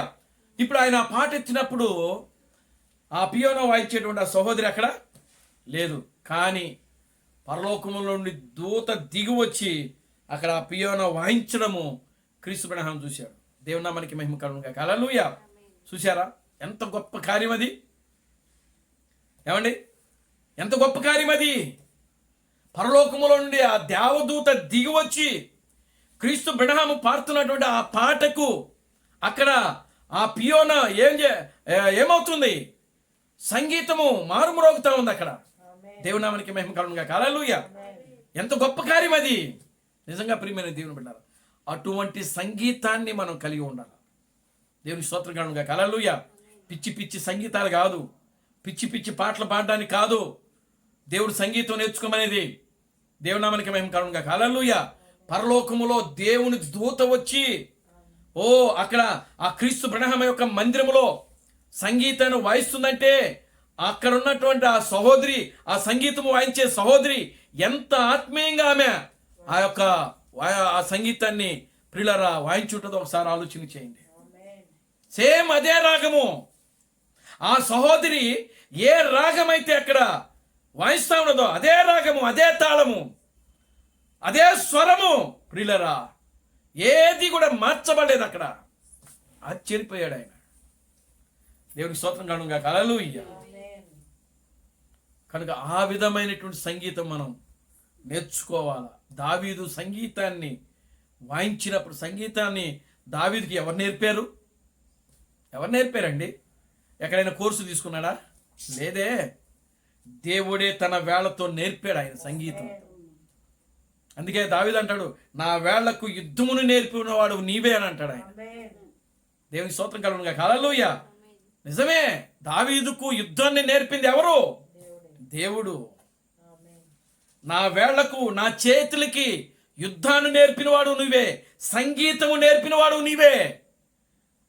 ఒక గాయకుడు, ఒక సంగీత దర్శకుడు దావీదు. ఆమేన్. హల్లెలూయా. అటువంటి ఒక సంగీత దర్శకుడు, ఒక గాయకుడు పాట పాడుతూ వాద్యం వాయిస్తూ ఉంటే సౌలులో ఉన్న దురాత్మ సౌలును విడిచిపెట్టి పారిపోయింది. దేవుని నామానికి మహిమ కలుగును గాక. హల్లెలూయా. ఒకరోజు యుద్ధం జరిగింది. యుద్ధంలో దావీదు అన్నలకి భోజనం తీసుకెళ్ళాడు. దేవునికి స్తోత్రం కలుగును గాక. హల్లెలూయా. అన్నలకి భోజనం తీసుకెళ్ళాడు. భోజనం తీసుకెళ్ళిన తర్వాత అక్కడ సున్నతి లేని ఫిలిస్తీయుడు ఒకడు ఏం చేస్తున్నాడు? శత్రువు సవాలు ఇస్తున్నాడు. ఎవరు? గొలియాతు. ఆ యొక్క సవాలు విన్నాడు దావీదు. ఆమేన్. హల్లెలూయా. వెళ్ళి ఇంకా ముందుకెళ్ళి అన్నల్ని అడిగాడు, అన్నలారా ఏంటి ఫిలిస్తీయుడు ఏదో అంటున్నాడు అని అడిగాడు. అన్నలు ఏమంటున్నారంటే, నువ్వు చిన్నవాడివి, నువ్వు బాలుడివి కనుక ఇదిగో నువ్వు అసలు ఇక్కడికి, ఈ ప్రదేశానికి నువ్వు ఎందుకు వచ్చావు? ఎవరు నేను తీసుకొచ్చారు? నిన్ను ఎవరు రమ్మన్నారు అని అంటే దావీదు అంటున్నాడు, ఇదిగో మన తండ్రి పంపించాడు. దేవునికి స్తోత్రం కలుగును గాక. హల్లెలూయా. అయితే సరే, నువ్వు మళ్ళీ తిరిగి వెళ్ళిపో, ఇక్కడ ఉండొద్దు. లేదు, వాడు ఆ సున్నతి లేని ఫిలిస్తీయుడు జీవం కలిగిన దేవుని దూషించుట వాడు ఎంత మాత్రపోడు. దేవుని స్తోత్రం కలుగును గాక. హల్లెలూయా. ఎవరిని దూషిస్తున్నాడంట? జీవం కలిగినటువంటి దేవుని యొక్క బిడ్డలను దూషిస్తున్నాడు వాడు. అంటే బిడ్డలను దూషిస్తే ఎవరిని దూషించినట్టు? దేవుణ్ణి. అందుకే దావీదు అంటున్నాడు, జీవము కలిగిన దేవుని దూషించుటకు వాడికి ఎంత ధైర్యము. ఆమేన్. హల్లెలూయా. అన్నప్పుడు ప్రియులారా గమనించండి, అన్నలు రాజు దగ్గరికి తీసుకెళ్ళారు. రాజా, అదిగో ఇతను ఫిలిస్తీయుడితో యుద్ధం చేస్తాడంట, గొలియాతుతో యుద్ధం చేస్తాడంట అని అంటే రాజుకి ఆశ్చర్యం అయిపోయింది. దావీదు ఎంత ఉన్నాడు? 5 అడుగులు ఉన్నాడు. వాడే ఎంత ఉన్నాడు? 6 అడుగులు ఉన్నాడు. 6 అడుగుల ఎంత? 6 అడుగుల 6 మూరలంట. ఇంచుమించుగా 7 అడుగులు ఉన్నాడు ఆ వ్యక్తి. దేవునికి స్తోత్రం కలుగును గాక. హల్లెలూయా. సరే, సౌలు అన్నాడు, నా వస్త్రాలు, నా రక్షణ కవచం, నా శిరస్రావణం ఇవన్నీ వేసుకో అన్నాడు. అవి నేను మొయ్యలేను. దేవునికి స్తోత్రం కలుగును గాక. హల్లెలూయా. అసలు నేను వాటిని వేసుకొని నాకు అసలు అవి వద్దన్నాడు. అయితే నువ్వు ఎలా యుద్ధం చేస్తావు? అప్పుడు దావీదు జీవితంలో జరిగిన కార్యాలన్నీ కూడా రాజుకి వివరిస్తాడు. రాజా, ఇదిగో నేను ఒక రోజున నా గొర్రెను కాచుకుంటా ఉన్నాను. ఆ గొర్రెలను కాచుకున్నప్పుడు సింహం వచ్చింది. సింహం వచ్చి నా గొర్రెల్లో నుండి ఒక గొర్రె పిల్లని తీసుకుని వెళ్ళిపోతా ఉన్నది. నేను పరిగెత్తి దాన్ని పట్టుకుని దాని నోటిని చీల్చి దాని నోటిలో నుండి ఆ గొర్రె పిల్లను రక్షించి మరలా తిరిగి తీసుకుని వచ్చి నా మందులో నేను కలుపుకున్నానని చెప్తున్నాడు. దేవునామానికి మహిమ కలుగును గాక. హల్లెలూయా. మరలా మరొక రోజు ఒక తోడేలు వచ్చింది. దాని నుండి కూడా నేను నా యొక్క గొర్రెను నేను రక్షించుకున్నాను. మరొక రోజు ఎలుగుబంటి వచ్చింది. చూసారా? ఇవన్నీ కూడా చెప్పుకుంటా వచ్చాడు. దేవునామానికి మహిమ కలుగును గాక. హల్లెలూయా. అలాగైతే రాజు అన్నాడు, నువ్వు వెళ్ళు, దేవునామానికి మహిమ కలుగును గాక. హల్లెలూయా. రాజు పర్మిషన్ ఇచ్చాడు. ఆ యొక్క ప్రాంతంలోకి వెళ్ళి ప్రియులారా ఒక 5 రాళ్ళను ఏరుకున్నాడు దావీదు. ఐదురాళ్ళని ఏరుకుని ఏం చేశాడు అని అంటే, ఈ రోజున నిన్ను ఇదిగో నా దేవుని యొక్క నామములో నీ యొక్క మాంసమును గద్దలకును పక్షులకును నేను వేయబోతున్నానని చెప్పి ఆ యొక్క ఫిలిస్తీనుతో ఏం చెప్తున్నాడంటే సవాల్ ఇసిరాడు. దేవునామానికి మహిమ కలుగును గాక. హల్లెలూయా. సవాల్ ఇసిరాడు ఎవరికి? ఫిలిస్తీయులకి, దావీదుకి, క్షమించండి, గొలియాతుకి సవాల్ ఇసిరాడు. ఇప్పుడు ఈ రోజున ఈ క్షణమందు నా దేవుని యొక్క నామములో, జీవము కలిగిన నా దేవుని యొక్క నామములో నేను నిన్ను చంపి నీ మాంసమును గద్దలకును పక్షులకును ఏం చేస్తానన్నాడు? విసిరేస్తాను. అప్పుడు ఆ యొక్క గొలియాతుకి నవ్వు వచ్చింది. దేవునికి స్తోత్రం చెప్పండి. హల్లెలూయా. ఏమొచ్చింది? ఏమన్నాడు అక్కడ గొలియాతు? ఏమన్నాడు తెలుసా? నేనేమన్నా కుక్కను అనుకున్నావా? దేవునికి స్తోత్రం కలుగును గాక. హల్లెలూయా. చూడండి ప్రియమైన దేవుని బిడ్డలారా, ఈ రోజు మాత్రం ఖచ్చితంగా జీవం కలిగిన నా దేవుని నామములో చెప్తున్నానని చెప్పేసి దావీదు సవాల్ ఇస్తున్నాడు. అంతే, వెళ్ళాడు. దావీదుకు ఒక విద్య తెలుసు. ఏమిటా విద్య అని అంటే, ఆయనకు పక్షులను కొట్టడం తెలుసు. ఆయనకి కార్బాల్తో. దేవునామానికి మహిమ కలుగును గాక. హల్లెలూయా. దానిని ఒడిశాలు అంటారు. ఆమెను హల్లెలూయా. ఆ ఒడిశాలలో ఒక రాయి పెట్టి దాన్ని గిరగిరగిర తిప్పి విసిరాడు. విసిరి వెంటనే ఆ రాయిల్ని ఆ యొక్క గొలియాతు యొక్క నొసటి మీద తగిలింది.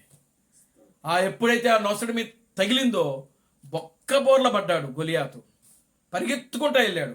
వాడి వరలో నుంచి వాడి కత్తే తీసి వాడి తలను నరికాడు. నరికి రాజు దగ్గరికి ఆ తలను తీసుకెళ్ళాడు. దేవునికి స్తోత్రం చెప్పండి. హల్లెలూయా.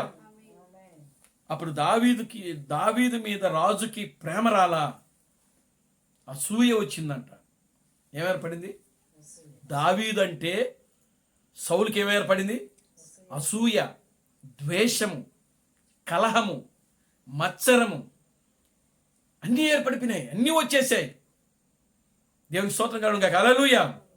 ఎందుకు అనంటే, ఎప్పుడైతే ఆ యొక్క ఫిలిస్తీయుడైనటువంటి గొలియాతును దావీదు చంపాడో అక్కడున్న ప్రజలందరూ కూడా ఏమంటున్నారో తెలుసా? ఏమంటున్నారు? దావీదుకు 10,000 కొలది జేజేలు, సౌలుకి 1,000 కొలది జేజేలని పలకడం మొదలుపెట్టారు. అక్కడ వచ్చింది. దేవునికి స్తోత్రం కలుగును గాక. హల్లెలూయా. దావీదు కంటే గొప్పోడు ఇంకోడు లేడు. దావీదే గొప్పాడు. సౌలు కంటే దావీదే గొప్పాడు. సౌలు కంటే దావీదే గొప్పాడు. ఓ దావీదు యొక్క జయము జయము అని చెప్పి కేకలు వేస్తున్నారు ఇశ్రాయేలు జనమంతా కూడా. సౌలుకు ఒక్కసారిగా ఏమైపోయింది? మైండ్ తిరిగిపోయింది. దేవునికి స్తోత్రం కలుగును గాక. హల్లెలూయా. అప్పటి నుంచి దావీదును చంపాలనుకున్నాడంట. దేవునికి స్తోత్రం కలుగును గాక. హల్లెలూయా. ఇంకా అంటే అక్కడే పడింది దావీదు యొక్క రాజ్యము బీజం. అది సౌలుకి దావీదు మీద ఏ చూపు వచ్చింది?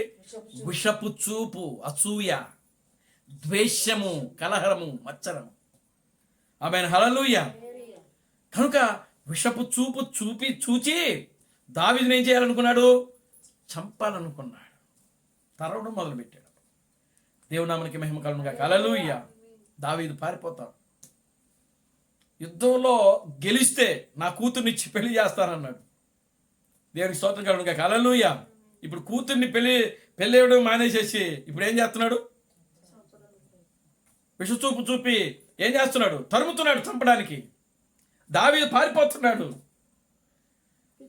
సాతానుడు ఇప్పుడు ఇక్కడ దావీదు క్రీస్తుకు సూచనగా ఉన్నాడు. నిజమైన సంఘానికి సూచనగా ఉన్నాడు. ఇక్కడ గొలియాతు సాతానుడికి సాదృశ్యంగా ఉన్నాడు. చూడండి, సౌలు కూడా ఇక్కడ సాతానుడికే సాదృశ్యంగా ఉన్నాడు. ఆమేన్. హల్లెలూయా. అంటే విషపు చూపు చూసేది ఎవరు?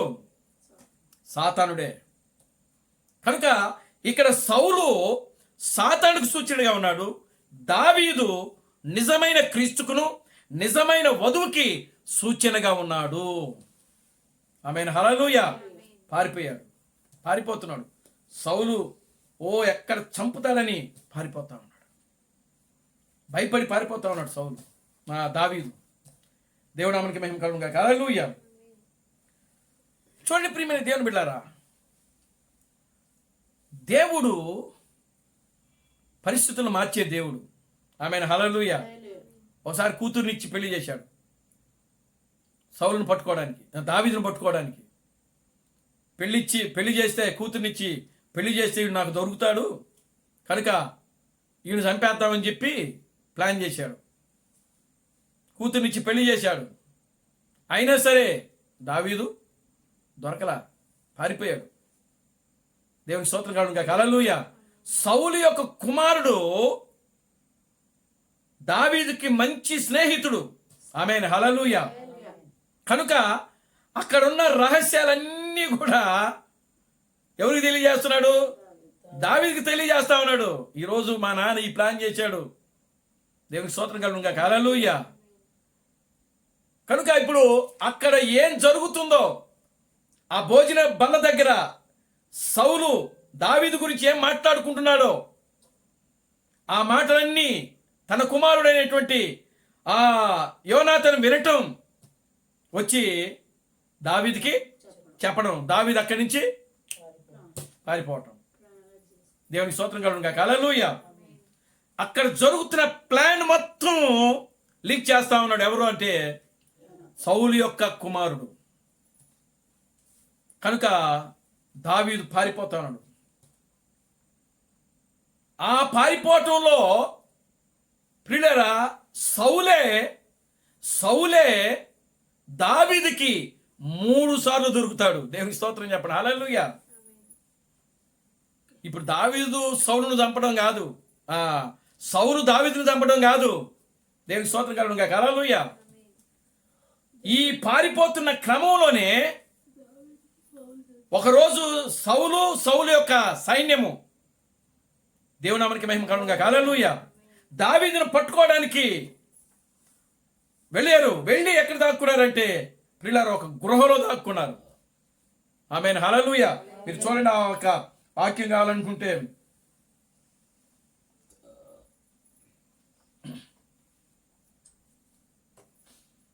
దేవుని నామానికి మహిమ కలుగును గాక. Hallelujah. Glory to God. Hallelujah. చూడండి, సమూయేలు గ్రంథము 24వ అధ్యాయం, మొదటి సమూయేలు గ్రంథము 24వ అధ్యాయం, మొదటి సమూయేలు గ్రంథము 24వ అధ్యాయము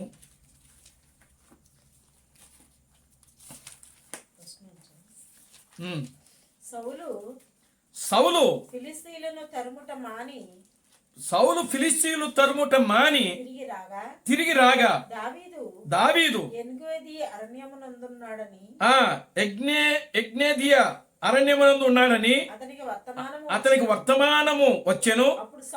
అప్పుడు సౌలు ఇశ్రాయేలులందరిలో నుండి 3,000 మందిని ఏర్పరచుకొని వచ్చి కొండ మేకలకు శిలాపర్వతం మీద దావీదును అతని జనులను వెతుకుటకై బయలుదేరెను.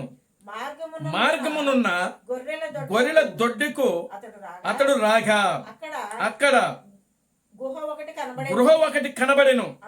అందులో సౌలు శంఖాని విరక్తికి పోగా దావీదును అతని జనులను ఆ గృహలో లోపలి భాగములో ఉండిరి గనుక దావీదు అదిగో నీ దృష్టికి ఏది మంచిదో అది నీవు అతనికి చేయునట్లు నీ శత్రువు నీ చేతికి అప్పగించినని యెహోవా నీతో చెప్పిన దినము వచ్చినని అతనితో అనగా దావీదు లేచి వచ్చి సౌలునకు తెలియకుండగా అతని పై వస్త్రమును చెంగును కోసెను. దేవునికి స్తోత్రం కలుగును గాక. హల్లెలూయా. ఇప్పుడు దావీదు దొరకటం కాదు, సౌలే దావీదు దొరికాడు. దేవునికి స్తోత్రం చెప్పండి. హల్లెలూయా. సౌలు ఎంతమందిని తీసుకుని వెళ్ళాడు? ఇక్కడ 3,000 మందిని, 3,000 మంది యోధులను తీసుకెళ్ళాడు సౌలు. ఎవరిని చంపడానికి? దావీదును పట్టుకోవడానికి. దేవునికి స్తోత్రం కలుగును గాక. హల్లెలూయా. ఇద్దరు ఒకే గృహలో ఉన్నారు. ముందు ఆ గృహలో తప్పించుకోవడానికి ఎవరు వెళ్ళారు? దావీదు అతని సైన్యం వెళ్ళిపోయింది. అదే గృహలోకి ఈ యొక్క సౌలు అతనికి సంబంధించిన 3,000 మంది అదే గృహలోకి వచ్చి ఏం చేస్తున్నారంటే నిద్రపోతున్నారు. దేవుని స్తోత్రం కలుగును గాక. హల్లెలూయా. ఏం చేస్తున్నారు? సౌలు యొక్క సైన్యం, సౌలు ఏం చేస్తున్నారు? దావీదు కోసం ఎతికి ఎతికి ఎతికి ఎతికి ఎతికి అలసిపోయి ఆ గృహలోకి వెళ్ళి ఏం చేశారు? పడుకొని హ్యాపీగా నిద్రపోతున్నారు. దేవుని స్తోత్రం కలుగును గాక. హల్లెలూయా. దావీదు ఒక సైనికుడు ఒకడు లేచాడు, చూశాడు, దావీదును లేపాడు. రాజా, ఇదిగో ఈరోజు నీ శత్రువు నీ ముందే ఉన్నాడు, నీ చేతికి అప్పగించాడు నీ దేవుడు. నీవు ఏం చేయాలనుకుంటున్నావో చేసేయి. దేవునికి స్తోత్రం కలుగును గాక. హల్లెలూయా. అప్పుడు దావీదు ఏమంటున్నాడు తెలుసా? ఓ అవకాశం వచ్చింది కదా అని చెప్పి ఆ ఫిలిస్తీని నరికినట్టు సౌలుని నరకల అక్కడ. దేవునికి స్తోత్రం కలుగును గాక. హల్లెలూయా. చూడండి, దావీదులో అక్కడ మనకి ఏం కనబడుతుందో తెలుసా? ఒక దీర్ఘశాంతం కనబడతా ఉంది. ఆమేన్. హల్లెలూయా. ఏం కనబడుతుందమ్మా? దీర్ఘశాంతం కనపడుతుంది. రెండవది, అవకాశం వచ్చింది కదని చెప్పి ఆ కత్తి తీసి సౌల్ని నరకల, చంపల. తన మనస్సును తాను ఏం చేసుకుంటున్నాడంటే స్వాధీనపరుచుకుంటున్నాడు. అది గొప్ప. కానీ అదే సిచ్యువేషన్లో సౌలు గాని ఉంటే సౌలు విడిచిపెడతాడు దావీదుని? అక్కడ దావీదు ఒక మాట అన్నాడు, తర్వాత చదవండి. సౌలు పై వస్త్రమును దాని కోసినని దావీదు మనసునొచ్చి ఇతడు యెహోవా చేత అభిషేకము నొందినవాడు గనుక యెహోవా చేత అభిషేక్తుడైన నా ప్రభువునకు నేను ఈ కార్యము చేయను. అతని నేను చంపను. అది దేవునికి స్తోత్రం కలుగును గాక. హల్లెలూయా అని తన జనులతో చెప్పాను. దేవునామానికి మహిమ కలుగును గాక. హల్లెలూయా. చూడండి ప్రియమైన దేవుని బిడ్డలారా, దావీదుకు అవకాశం వచ్చింది. ఒకసారి కాదు, 3 సార్లు వచ్చింది దావీదుకి అవకాశం. దేవునికి స్తోత్రం కలుగును గాక. హల్లెలూయా. 3 సార్లు. ఇప్పుడు ఇక్కడ ఏం చేశాడు? ఒక పై చెంగును కోశాడు, వస్త్రాన్ని చెంగును కోసి తీసుకుని వెళ్ళాడు. దేవునికి స్తోత్రం కలుగును గాక. హల్లెలూయా. చదవండి, కింద చదవండి మళ్ళా. ఈ మాటలు చెప్పి దావీదు తన జనులను అడ్డగించి సౌలు మీదకి పోనీయక వారిని ఆపెను. తరువాత సౌలు లేచి గుహలో నుండి బయలు వెళ్ళి మార్గమున పోయెను. అప్పుడు దావీదు లేచి గుహలో నుండి బయలు వెళ్ళి నా ఏలినవాడా రాజా అని సౌలు వెనక నుండి కేక వేయగా సౌలు వెనక చూచెను. దావీదు నేల సాష్టాంగపడి నమస్కారం చేసి సౌలుతో ఇట్లా నేను దావీదు నీకు కీడు చేయు ఉద్దేశించుచున్నాడని జనులు చెప్పిన మాట విని నీవెందుకు వినుచున్నావు? ఆలోచించుము. ఈ దినమున యెహోవా నిన్ను ఎలాగూ గుహలో నా చేతికి అప్పగించెను. అది కళ్ళారా చూచితివే. కొందరు నిన్ను చంపమని నాతో చెప్పినను. నేను నీ యందు కనికరించి నీ యందు నేను కనికరించి ఇతడు యెహోవా చేత అభిషేకం నొందినవాడు కనుక నా ఏలిన వాడిని చంపనని నేను చెప్పి తిని. నా తండ్రి చూడుము, ఇదిగో చూడుము, నిన్ను చంపక నీ వస్త్రపు చెంగు మాత్రమే కోసి తిని. కనుక నా వలన నీకు కీడు ఎంత మాత్రమును రాదనియు రాదనియు నాలో తప్పిదము ఎంత మాత్రము లేదనియు నీవు తెలుసుకొనవచ్చును. నీ విషయమై నేను ఏ పాపమును చేయని వాడినై ఉండగా నీవు నా ప్రాణము తీవలనని నీవు తరుముచున్నావు. నీకును నాకును మధ్య యెహోవా న్యాయము తీర్చును. యెహోవా నా విషయమై పగ తీర్చును గాని నేను నిన్ను చంపను. దేవునికి స్తోత్రం కలుగునుగాక. హల్లెలూయా, ఆమేన్, హల్లెలూయా. కనుక సౌలు దొరికినప్పటికీ కూడా ప్రియులారా గమనించండి, సౌలును దావీదు చంపకుండగా సౌలు ఎడల దావీదు దీర్ఘశాంతము గలవాడై తన మనస్సును ఆయన ప్రియులారా స్వాధీనపరుచుకొని ఏం చేశాడంటే సౌలు యొక్క హృదయంలో శ్రేష్ఠుడిగా నిలబడ్డాడు. ఆమేన్, హల్లెలూయా. తన మనస్సును స్వాధీనపరుచుకున్నవాడు దావీదును సౌలును చంపాలంటే అక్కడికక్కడికే చంపేయగలడు దావీదు. దేవుని నామానికి మహిమ కలుగునుగాక. హల్లెలూయా. చూడండి 26వ అధ్యాయం 9వ వచనం నుండి.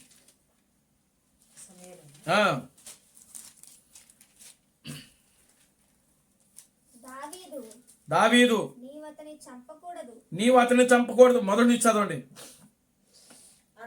అంతటా జిఫీయులు గిబియోలో సౌలు నొద్దకు వచ్చి దావీదు యోషియోమును ఎదుట హకిలా మాన్యములో దాగి ఉన్నాడని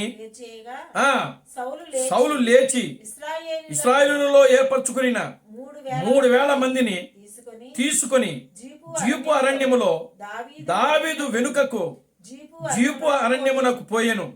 సౌలు యెషిమోను ఎదుటనున్న హకిల్యా మన్యమందు త్రోవ పక్కన దిగగా దావీదు అరణ్యములో నివసించుచుండి తాను పట్టుకున్న వలనని సౌలు అరణ్యమునకు వచ్చెనని విని వేగుల వారిని పంపి నిశ్చయంగా సౌలు వచ్చెనని తెలుసుకొనెను. తరువాత దావీదు లేచి సౌలు దండు దిగిన స్థలము దగ్గరికి వచ్చి సౌలునకు సైనాధిపతియగు నేరు కుమారుడైన అబ్నేరును పరిండి ఉండగా వారున్న స్థలమును కనుగొనెను. సౌలు దండు కొత్తలములో పడుకొనగా దండువారు అతను చుట్టూ నుండి. అప్పుడు దావీదు పాలెములోకి సౌలు దగ్గరకు నాతో కూడా ఎవరు వత్తురని హిత్తీయుడైన అహిమేలకును సేరియు కుమారుడును యోవాబునకు సహోదరుడగు అభిషేమిని అడుగగా నీతో కూడా నేను వత్తునని అభిషేయ నేను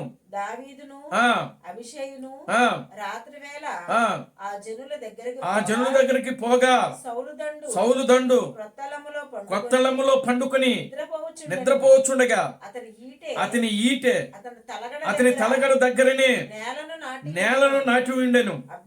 అబ్నేరును జనులను అతని చుట్టూ పడుకొని ఉండిరి. అప్పుడు అభిషేయ్ దావీదుతో దేవుడు ఈ దినమున నీ శత్రువును నీ చేతికి అప్పగించెను.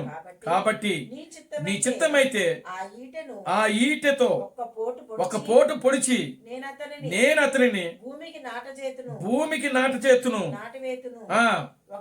ఒక దెబ్బతోనే పరిష్కారం చేతుననగా దావీదు నీవు అతనిని చంపకూడదు. యెహోవా చేత అభిషేకము నొందిన వానిని చంపి నిర్దోషియగుట ఎవనికి సాధ్యము? యెహోవా జీవము తోడు, యెహోవాయే అతని మొత్తును. అతడు అపాయము వలన చొచ్చును లేదా యుద్ధమునకు పోయి నశించును. యెహోవా చేత అభిషేకము నొందిన వానిని నేను చంపను. అలాగున నేను చేయకుండగా యెహోవా నన్ను ఆపునుగాక నేను. అయితే అతని తలగడ దగ్గరనున్న ఈటెను ఈటెను నీళ్ల బుడ్డిని తీసుకుని మనము వెళ్ళిపోదాము రమ్మని అభిషేక్తో చెప్పి ఆ సౌలు తలగడ దగ్గర ఆ ఉన్న ఈటెను ఈటెను నీళ్ల బుడ్డిని తీసుకుని ఇద్దరు వెళ్ళిపోయారు. ఆ యెహోవా చేత వారందరికి గాఢ నిద్ర కలుగగా వారిలో ఎవడునూ నిద్ర మేలుకొనలేదు, ఎవడునూ వచ్చిన వారిని చూడలేదు. జరిగిన దానిని గుర్తుపట్టిన వాడు ఒక్కడునూ లేడు. తర్వాత దావీదు అవతలకు పోయి దూరముగానున్న కొండ మీద నిలిచి ఉభయుల మధ్యను చాలా ఎడముండగా జనులను నేరు కుమారుడైన అబ్నేరును నీవు మాట్లాడవా అని కేకవేయగా అబ్నేరు కేకలు వేసి రాజును నిద్రలేపు, నీవెక్కడ ఉన్నావని అడిగాను. అందుకు దావీదు, నీవు మగవాడు కావా? ఇశ్రాయేలులో నీ వంటి వాడెవడు? నీకు యజమానుడగు రాజునకు నీవెందుకు కాపు కాయకు ఉండవు? నీకు యజమానుడగు రాజును సంహరించుటకు జనులలో ఒకడు చేరువకు వచ్చనే. నీ ప్రవర్తన అనుకూలము కాదు, నీకు శిక్షకు పాత్రుడవే. నీ ఏలిన వాణిని నీవు రక్షముగా ఉండలేదు. యెహోవా జీవము తోడు, నీవు మరణ శిక్షకు పాత్రుడవు. రాజు యొక్క ఈట ఎచ్చనున్నదో చూడుము. అతని తలగడ యొద్దనున్న నేలబుడ్డి ఎక్కడ ఉన్నదో చూడుము అని పలికెను.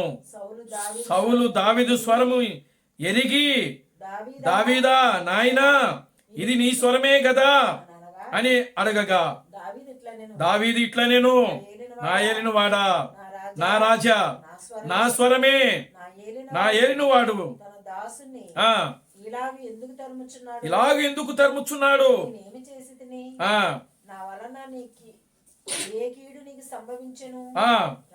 రాజా, నా ఏలినవాడా, నీ దాసుని మాటలు వినుము. నా మీద పడవలనని యెహోవా నిన్ను ప్రేరేపించిన ఎడల ఆయన శాంతపరచవచ్చును. నరులు ఎవరైనను నరులు నిన్ను ఎవరైనా ప్రేరేపించిన ఎడల వారు యెహోవా దృష్టికి శాపగ్రస్తులవుదురు. వారు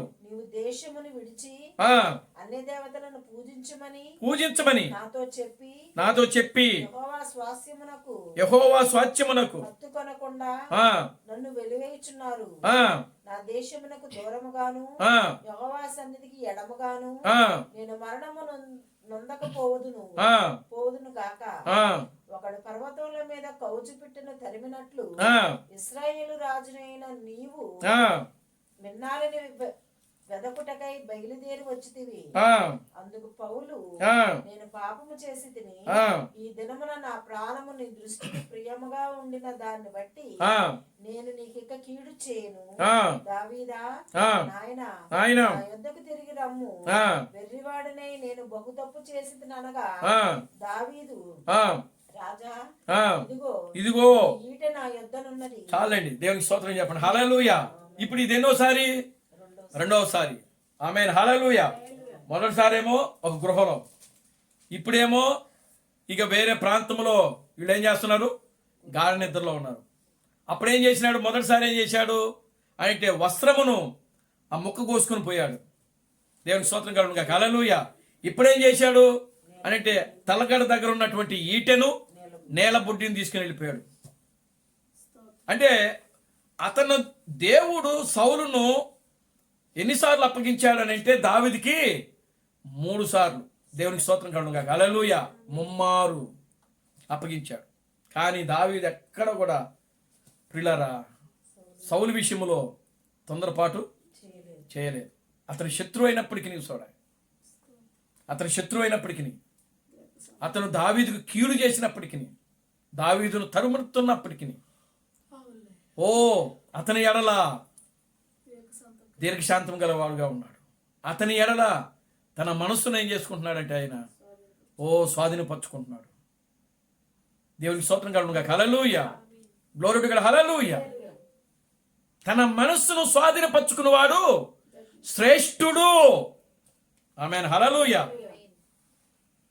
ఒకరోజు యేసుక్రీస్తు కూడా ఆయన 40 దినాలు ఉపవాస ప్రార్థన ఉన్నాడు. దేవునికి స్తోత్రం కలుగునుగా. హల్లెలూయా. ఎన్ని రోజులు ఉన్నాడు? 40 రోజులు. ఈ 40 రోజుల్లో అపవాది వచ్చింది. ఎవరి దగ్గరికి? యేసుక్రీస్తు దగ్గరికి వచ్చింది. ఇప్పుడు అపవాది కూడా యేసుక్రీస్తుని ఎన్నిసార్లు శోధించింది? 3 సార్లు. ఎన్నిసార్లు? 3 సార్లు.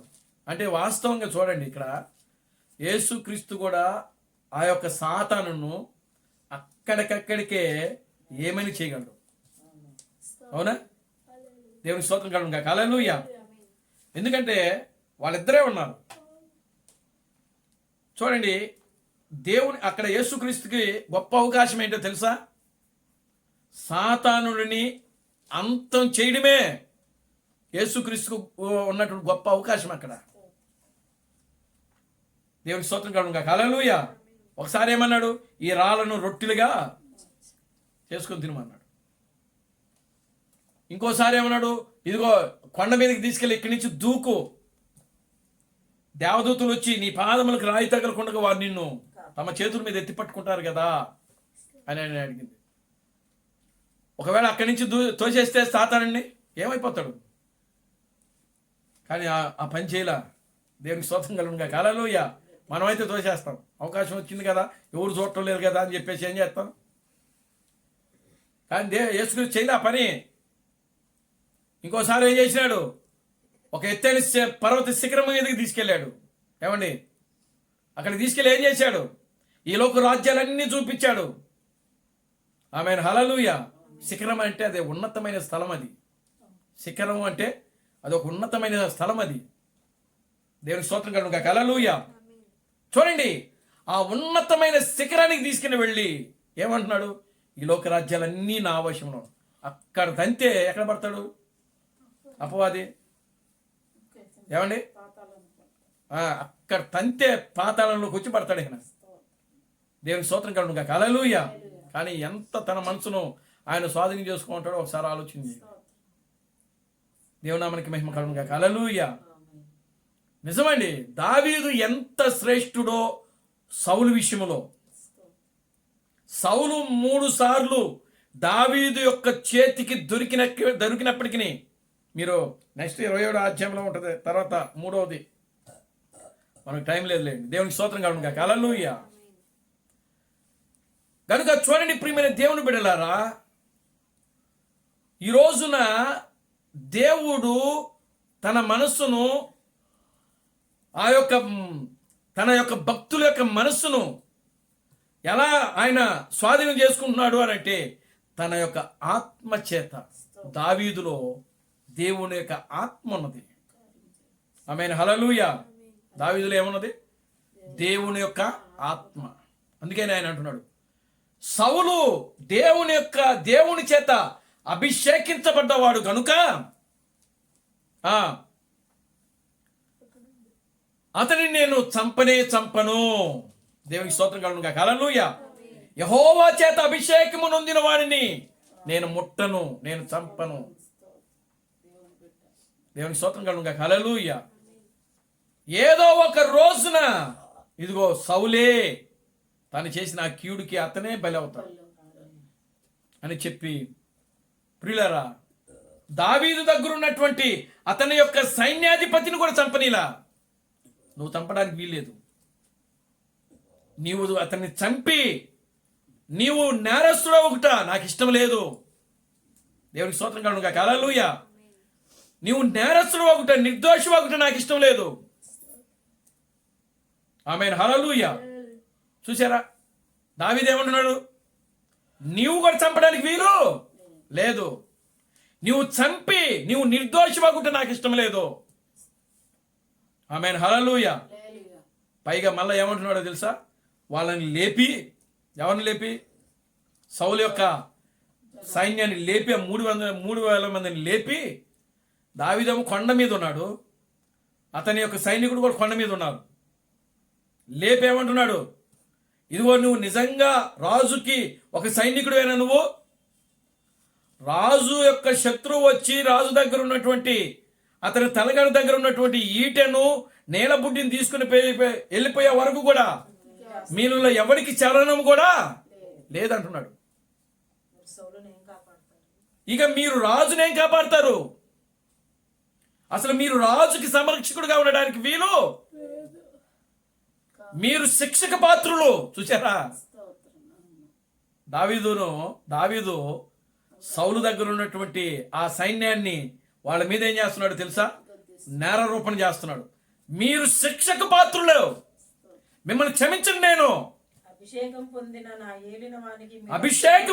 నా ఏలిన వానికి రక్షకులుగా ఉండలేరు. మీరు యెహోవా జీవము తోడు మీరు మరణ శిక్షకు పాత్రులే. చూసారా, ఎవరిని అంటున్నాడండి? సౌలు యొక్క 3,000 సైన్యంతో అంటున్నాడు. ఎవరు అంటున్నారు? దావీదు అంటున్నాడు. దావీదు అంటున్నాడు ఇక్కడ, సౌలు కాదు. దేవునికి స్తోత్రం కలుగును గాక. హల్లెలూయా. మీరు రాజుని కాపాడుకోవాల్సిన వాళ్ళు, మీరు రాజును సంరక్షించవలసిన మీరు, రాజును కాపాడుకోవాల్సిన మీరు ఎలా ఉన్నారు అనంటే, ఇదిగో మరణ శిక్షకు పాత్రలుగా ఉన్నారు. మీ రాజు కంటే కూడా వీళ్ళు ఇంకా గాఢ నిద్రలోకి వెళ్ళిపోయారు. చూసారా, దేవునికి స్తోత్రం కలుగును గాక. హల్లెలూయా. కనుక ప్రియమైన దేవుని బిడ్డలారా, తన మనస్సును స్వాధీనపరచుకుని వాడు శ్రేష్ఠుడు. ఎవరు శ్రేష్ఠుడు? దీర్ఘశాంతము గలవాడు శ్రేష్ఠుడు. ఎవరు శ్రేష్ఠుడు? తన మనస్సును స్వాధీనపరచుకుని వాడు శ్రేష్ఠుడు. దావీదు ఒక శ్రేష్ఠుడిగా ఉన్నాడు. ఇక్కడ జీసస్ క్రైస్ట్ ఒక శ్రేష్ఠుడిగా ఉన్నాడు. ఆమేన్. హల్లెలూయా. క్రీస్తు బ్రహ్మ ఒక రోజున ఆయన తండ్రి, దేవునికి స్తోత్రం కలుగును గాక. హల్లెలూయా. ఆయన తండ్రి, నా కుమారుడు ఎలా ఉన్నాడు? ఆడవారిగా ఉన్నాడు అని చెప్పి అన్నాడు. ఆయన సొంత కొడుకుని తండ్రి ఏమన్నాడు? ఆడంగివారిగా ఉన్నాడు అని అన్నాడు. ఆయనకి ఎంత కోపం వచ్చిందో తెలుసా ఆ మాటకి? దేవునికి స్తోత్రం కలుగును గాక. హల్లెలూయా. ఎందుకు ఆ మాట అన్నాడు చెప్పండి? అంటే సిగరెట్ తాగట్లేదని, మందు తాగట్లేదని, అంటే బయట వాళ్ళందరితో కూడా ఆయన ఆ ఫ్రెండ్స్తో ఏమండి జులాగి తిరగటం, మందు తాగటం, అమ్మాయిల్ని గేలు చేయటం, అల్లరి పెట్టడం, ఇలాంటివి చేయట్లే ఆయన. దేవునికి స్తోత్రం కలుగును గాక. హల్లెలూయా. ఏది చేయట్లా. కానీ ఆయనకి ఎప్పుడైతే తండ్రి ఆ మాట అన్నాడో నిజంగా ఆయనలో ఒక ఉద్రేకం వచ్చేసేసింది. దేవునికి స్తోత్రం కలుగును గాక. హల్లెలూయా. ఎవడో బయటోడంటే అది వేరే విషయం. దేవునామానికి మహిమ కలుగును గాక. హల్లెలూయా. కానీ ఇక్కడ తండ్రి ఆ మాట అనేటప్పటికి ఏం చేసినాడంటే పరిగెత్తుకుంటూ వెళ్ళిపోయాడు. దేవునికి స్తోత్రం కలుగును గాక. హల్లెలూయా. కానీ వెళ్ళి అక్కడ ఆయన సిగరెట్ తీసి పీల్చబోతున్నాడు. కానీ వెంటనే దేవుని ఆత్మ చేత ఆయన తన మనస్సును ఏం చేసుకున్నాడంటే స్వాధీనపరుచుకున్నాడు. దేవునామానికి మహిమ కలుగును గాక. హల్లెలూయా. దావీదులో ఉన్నది దేవుని ఆత్మే, యేసు క్రీస్తులో ఉన్నది దేవుని ఆత్మే. చూడండి, దావీదు సౌలును చంపకపోవడానికి కారణం దేవుని ఆత్మే. దేవుని ఆత్మ దావీదును ఏం చేసిందంటే తన మనస్సును స్వాధీనపరుస్తుంది. అక్కడ దేవునామానికి మహిమ కలుగును గాక. హల్లెలూయా. యేసుక్రీస్తు కూడా సాతానుడు ఆ 3 విధాలుగా శోధించినప్పటికీ, 3 దగ్గరలో అపవాది దొరికినప్పటికీ, అపవాదిని ఆ యొక్క క్రీస్తు ప్రియులారా నాశనం చేయడానికి కారణం ఏంటో తెలుసా? అపవాది కూడా దేవుని చేత అభిషేకించబడ్డవాడే. దేవునికి స్తోత్రం కలుగును గాక. హల్లెలూయా. తెలుసా మీకు అది? ఆయన దేవుని యొక్క సన్నిధిలో మహా కెరూబు అయి ఉన్నాడంట. ఆ రాళ్ల మధ్య అభిషేకించబడిన కెరూబుగా ఉన్నాడంట. ఎవరు? అపవాది. అందుకే యేసుక్రీస్తు ముట్లా అవన్నీ. దేవుని స్తోత్రం కలుగును గాక. హల్లెలూయా, ఆమేన్, హల్లెలూయా. నువ్వు అభిషేకము పొందిన కెరూబువై నా యొద్ద నువ్వు ఉన్నంత వరకు, పాపము నీలో కనబడినంత వరకు, ఆమేన్, హల్లెలూయా, పాపము నీ యందు కనబడినంత వరకు నీవు అభిషేకించబడిన కెరూబువై నా ముందుంటివి. అభిషేకం పొందాడు. ఎవరు ఆయన అభిషేకం చేశారు? సౌలుని ఎవరు అభిషేకం చేశారు? దేవుడు. దావీదుని ఎవరు అభిషేకం చేశారు? దేవుడు. కెరూబును, ఈ యొక్క అపవాదిని ఎవరు అభిషేకం చేశారు? దేవుడు. యేసుక్రీస్తుని అభిషేకించింది ఎవరు? దేవుడు. దేవునికి స్తోత్రం కలుగును గాక. హల్లెలూయా. క్రీస్తు బ్రహ్మను అభిషేకించింది ఎవరు? దేవుడు. తన మనస్సును స్వాధీనపరచుకోవాలి. తన మనసును ఏం చేసుకోవాలండి? ప్రతి ఒక్కరు కూడా మీరు ప్రియులారా, మీ మనసులను ఏం చేసుకోవాలి? కంట్రోల్ చేసుకోండి. మీ మనసులను స్వాధీనం చేసుకోండి. దేవుని వాక్యం వైపు మళ్ళించండి. దేవుని నామానికి మహిమ కలుగును గాక. హల్లెలూయా. దేవుని యొక్క వాక్యానికి లోబడండి. దేవుని యొక్క వాక్యమునకు వినయము విధేయత చూపించండి. దేవుని స్తోత్రం కలుగును గాక. హల్లెలూయా. ప్రపంచాన్ని గెలవటం కాదు.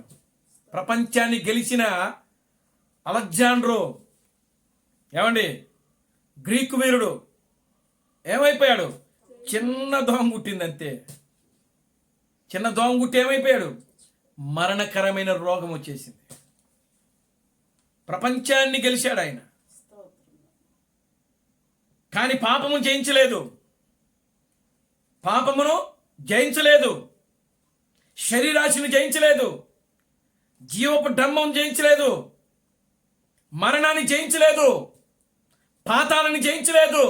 తన మనసునే ఆయన స్వాధీనం చేసుకోలేకపోయాడు. కానీ క్రీస్తు ప్రణాళిక చెప్తున్నాడు. దేవునికి స్తోత్రం కలుగును గాక. హల్లెలూయా. ప్రపంచాన్ని తిరిగి జయించినటువంటి గ్రీకు వీరుడు ఒక చిన్న దోమ కుట్టి చనిపోయాడు.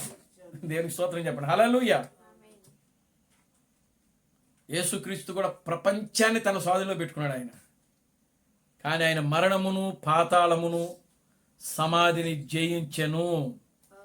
కానీ ఈ అలెగ్జాండర్ అనేటువంటి గొప్ప రాజు మరణాన్ని, పాపమును జయించలేకపోయాడు. అది యేసుక్రీస్తుకి అలెగ్జాండర్కు ఉన్న వ్యత్యాసము.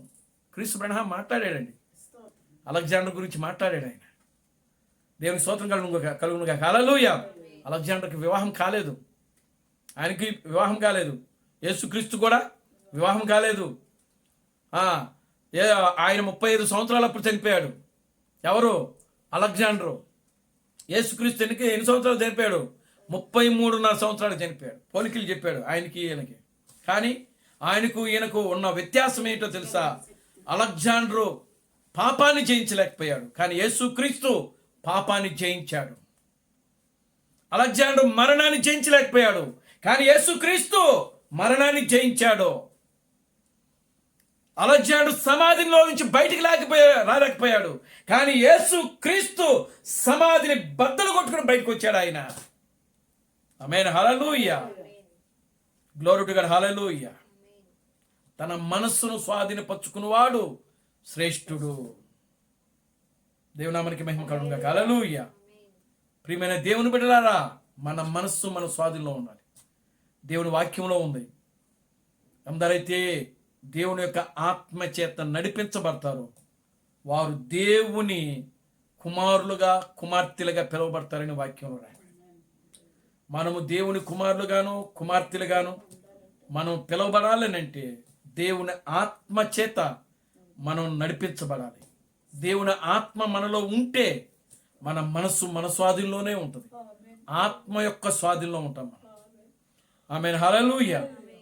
ఆత్మ యొక్క స్వాధీనంలో ఉంటాం. ఆత్మ యొక్క నడిపింపులో ఉంటాం. ఆత్మ యొక్క ప్రియులారా క్రియల్లో మనం పాల్గొంటాం. లోకానికి మనకు ఎటువంటి సంబంధము లేదు. లోకం వేరు, మీరు వేరని అక్కడ జీసస్ క్రైస్ట్ మాట్లాడుతాం. ఆమేన్, హల్లెలూయా. కనుక ప్రియమైన దేవుని బిడ్డలారా, దేవుడు మీ మనసులను మీరు స్వాధీనం చేసుకోండి. ఆమేన్, హల్లెలూయా. మన మనసులను ఎప్పుడైతే మనము స్వాధీనం చేసుకుంటామో అప్పుడు ఈ లోకంలో మనం ఎలా పిలవబడతామంటే శ్రేష్ఠుడుగా, ఉన్నతమైన వారంగా, గొప్ప వారంగా. ఏమండి? దేవుని నామానికి మహిమ కలుగును గాక. హల్లెలూయా. కనుక ప్రియమైన దేవుని బిడ్డలారా, ఆయన అంటున్నాడు చూడండి, మళ్ళా ఒకసారి మనం అక్కడికి వద్దాం. సామెతల గ్రంథము 16వ అధ్యాయం దగ్గరికి వద్దాం.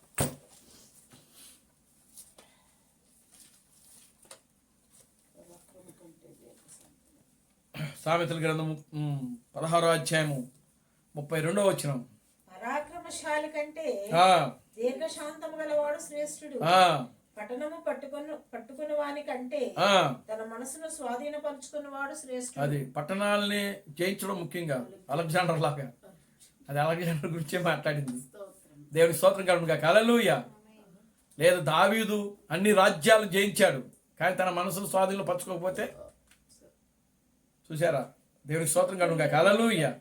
పట్టణాలను జయించవచ్చు, అది పెద్ద విషయమేం కాదు. అలా జయించి మనం పరాక్రమశాలి కంటే కూడా, దానికంటే కూడా శ్రేష్టమైనది ఏది? తన మనస్సును స్వాధీనపరుచుకున్నవాడు, దీర్ఘశాంతము గలవాడు శ్రేష్ఠుడు. ఆమేన్, హల్లెలూయా. ఈరోజు మనం అనుకోవచ్చు, మనం ఇదిగో ఫలాన్ని దేశాన్ని జయించాను. ఈరోజు ఇజ్రాయెల్ అనుకోవచ్చు. ఇజ్రాయెల్ ప్రతి దేశాన్ని ఏం చేస్తుంది? జయించుకుంటూ వస్తుంది. ఒకవేళ అది అనుకోవచ్చు, కానీ దానికంటే ముఖ్యమైనది తన మనస్సును స్వాధీనపరచుకోవాలి. దేవునికి స్తోత్రం కలుగును గాక. హల్లెలూయా. ఇది మనలో జరిగే, హృదయంలో జరిగే ఒక యుద్ధం ఇది. ఆమేన్, హల్లెలూయా. మన మనసులో జరిగే ఒక యుద్ధం ఇది. ఆమేన్, హల్లెలూయా. మన మనసులో శత్రువుకి దేవుని యొక్క వాక్యానికి ఏం జరుగుతూ ఉంటుంది? యుద్ధం జరుగుతూ ఉంటుంది. దానినే అన్నిటికన్నా కూడా అతి గొప్ప పోరాటము అంటారు. కనుక మన ఆలోచనలు చాలా ఉంటాయి. నేను ఇదిగో మా అమ్మ మీద దెబ్బలాటాడాను, మా అమ్మని నేను జయించేసాను. లేకపోతే మా నాన్న మీద దెబ్బలాటాడాను, ఆయనని నేను జయించేసేసాను. లేకపోతే ఇంకా బయట వాళ్ళతో ఈ విధంగా. అవి కాదు. తన మనస్సును స్వాధీనపరుచుకున్నవాడు శ్రేష్ఠులు. గొడవాడడం పెద్ద విశేషమేం కాదు. దేవునికి స్తోత్రం కలుగును గాక. హల్లెలూయా. ఏమండి? అవునా కదా? కానీ దానికంటే కూడా విలువైంది, శ్రేష్టమైంది ఏంటంటే నీ మనస్సును నువ్వు స్వాధీనం చేసుకోవాలా, దీర్ఘశాంతం కలిగి ఉండాలి. దేవుని నామానికి మహిమ కలుగును గాక. హల్లెలూయా. అట్టి కృప, దీర్ఘశాంతము మీ మనసులు మీరు స్వాధీనపరుచుకుని ఉండులాగన అట్టి కృపను దేవుడు మీకు అనుగ్రహించును గాక. ఆమేన్. ప్రార్థన చేసుకుందాం. దయచేసి అందరూ కూడా లేచి నిలబడండి, ప్రార్థన చేద్దాం.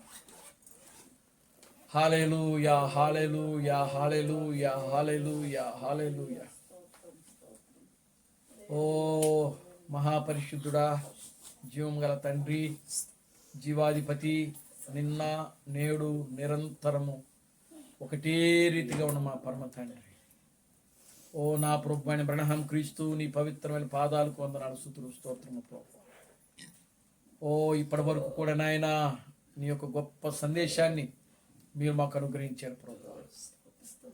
నిజంగా నా తండ్రి, ఓ నాయన పట్టణమును స్వాధీనపరచుకున్నట్టు కంటే దీర్ఘశాంతము గలవాడు శ్రేష్ఠుడు, తన మనస్సును స్వాధీనపరచుకున్నవాడు శ్రేష్ఠుడని నీ వాక్యములో రాయబడింది ప్రభు. నిజంగా నాయన అటువంటి నాయన మనస్సును మీరు మాకు అనుగ్రహించండి ప్రభు. దీర్ఘశాంతము గలవారండి నా తండ్రి. ఓ ప్రభువా, అదిగో నా తండ్రి, మా మనస్సును మేము నాయన కంట్రోల్ చేసుకుంటూ, ఆయన మా మనస్సును మేము నాయన అదిగో నా తండ్రి స్థిరపరచుకుంటూ నా ప్రభు, మా ఆత్మీయ జీవితంలో ముందుకు సాగే కృపను దయచిన ప్రభు. ప్రభు ఇక్కడ ఉన్న బిడ్డలు ప్రభు, యవనస్తులు నాయన, వారి మనసును వాళ్ళు నా తండ్రి ఓ కంట్రోల్ చేసుకోవడానికి నీ కృపను దయచిన ప్రభు. వాళ్ళ మనస్సును వాళ్ళు స్వాధీనంలో పెట్టుకోవడానికి కృపను దయచిన. వాళ్ళ మనస్సును వాళ్ళే జయించారు ప్రభు. వాళ్ళ మనస్సును వాళ్ళు ఎప్పుడైతే జయిస్తారో దానికంటే ఉత్తమమైనది, శ్రేష్టమైనది, గొప్పది మరొకటి లేదు ప్రభు. ఓ తన మనస్సును స్వాధీనపరచుకున్న వాడు శ్రేష్ఠుడని నీ వాక్యంలో రాయబడింది ప్రభు. నిజంగా నాయన మేము కూడా నా ప్రభు మా మనసును ప్రభువా స్వాధీనపరుచుకునేలాగున నీ కృపను దయచేయండి. అట్టి ఆత్మను ప్రభువా మీరు మాకు అనుగ్రహించండి. ఆయన దావీదు సౌలును చంపడానికి ప్రభువా 3 సార్లు అవకాశం వచ్చినప్పటికీ సౌలు ఎడల దావీదు దీర్ఘశాంతం గలవాడై తన మనస్సును స్వాధీనపరుచుకొని విడిచిపెట్టాడు ప్రభువా. నిజంగానే అది ఎంతో గొప్ప కార్యం, ఒక ఉన్నతమైన కార్యం తండ్రి. అటువంటి కార్యము నా ప్రభువా మాలో జరిగించమని మీ సదిలో ప్రార్థిస్తాం తండ్రి.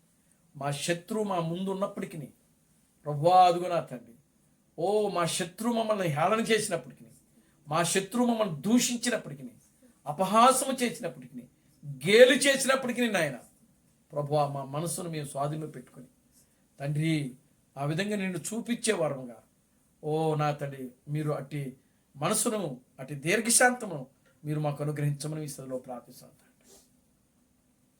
చెప్పబడిన వాక్యము నాయన ప్రతి ఒక్కరు హృదయాల్లో ఫలించినట్లు నీ కృపను దాయిచ్చండి. అన్ని విషయాలు నీ కృపను దాయిచ్చండి. సమస్త ఘనత మహిమను మీరు తెచ్చుకోండి. జీవం కలిగిన నా ప్రభు అయిన క్రీస్తు బ్రహ్మను నీ సర్వశక్తి కలిగిన నామములో ప్రార్థించి స్తుతించి వేడుకొనుచున్నాము. ఆమేన్. అందరూ కూడా 2 చేతులు పైకెత్తి chorus పాడుకున్నాం. Christ Branham never fails. Christ Branham never fails. Christ Branham never fails in thee. Hallelujah. Hallelujah. Christ Branham never fails in thee. Is coming very soon. Is coming very soon. Is coming very soon in thee. Hallelujah. Hallelujah. Is coming very soon in thee. నా ప్రాణమా ప్రభువును స్తుతించుము. నా అంతరము సమస్తమైన పరిశుద్ధులను సలుతించు. నా ప్రాణమా ప్రభువును స్తుతించుము. ప్రభు అయిన క్రీస్తు బ్రహ్మ చేసిన ఉపకారములలో దేనిని మరువకము. ఆమేన్. రాజులకు రాజుగా ప్రభువులకు ప్రభుగా పెండ్లి కుమారుడుగా తెర మీద ప్రత్యక్షము కానున్న ప్రభు అయిన క్రీస్తు బ్రహ్మ యొక్క కృపా సమాధానము ఇక్కడ కూడిన ప్రతి బిడ్డకును ఈ ప్రపంచంలో 7వ దూత ఎస్ థామస్ గారిని క్రీస్తుగా అంగీకరించి క్రీస్తు బ్రహ్మే దేవుడు, క్రీస్తు బ్రహ్మే రాజులకు రాజు, క్రీస్తు బ్రహ్మే ప్రభువులకు ప్రభు అని నమ్మి విశ్వసించి ఆరాధిస్తున్న ప్రతి బిడ్డకును ఇప్పుడును సదాకాలము తోడై ఉండి నడిపించును గాక. ఆమేన్. ఆమేన్. ఆమేన్. అందరికీ వందనాలు. ప్రభు మిమ్మల్ని దీవించి ఆశీర్వదించును గాక. ఆమేన్. ఆమేన్.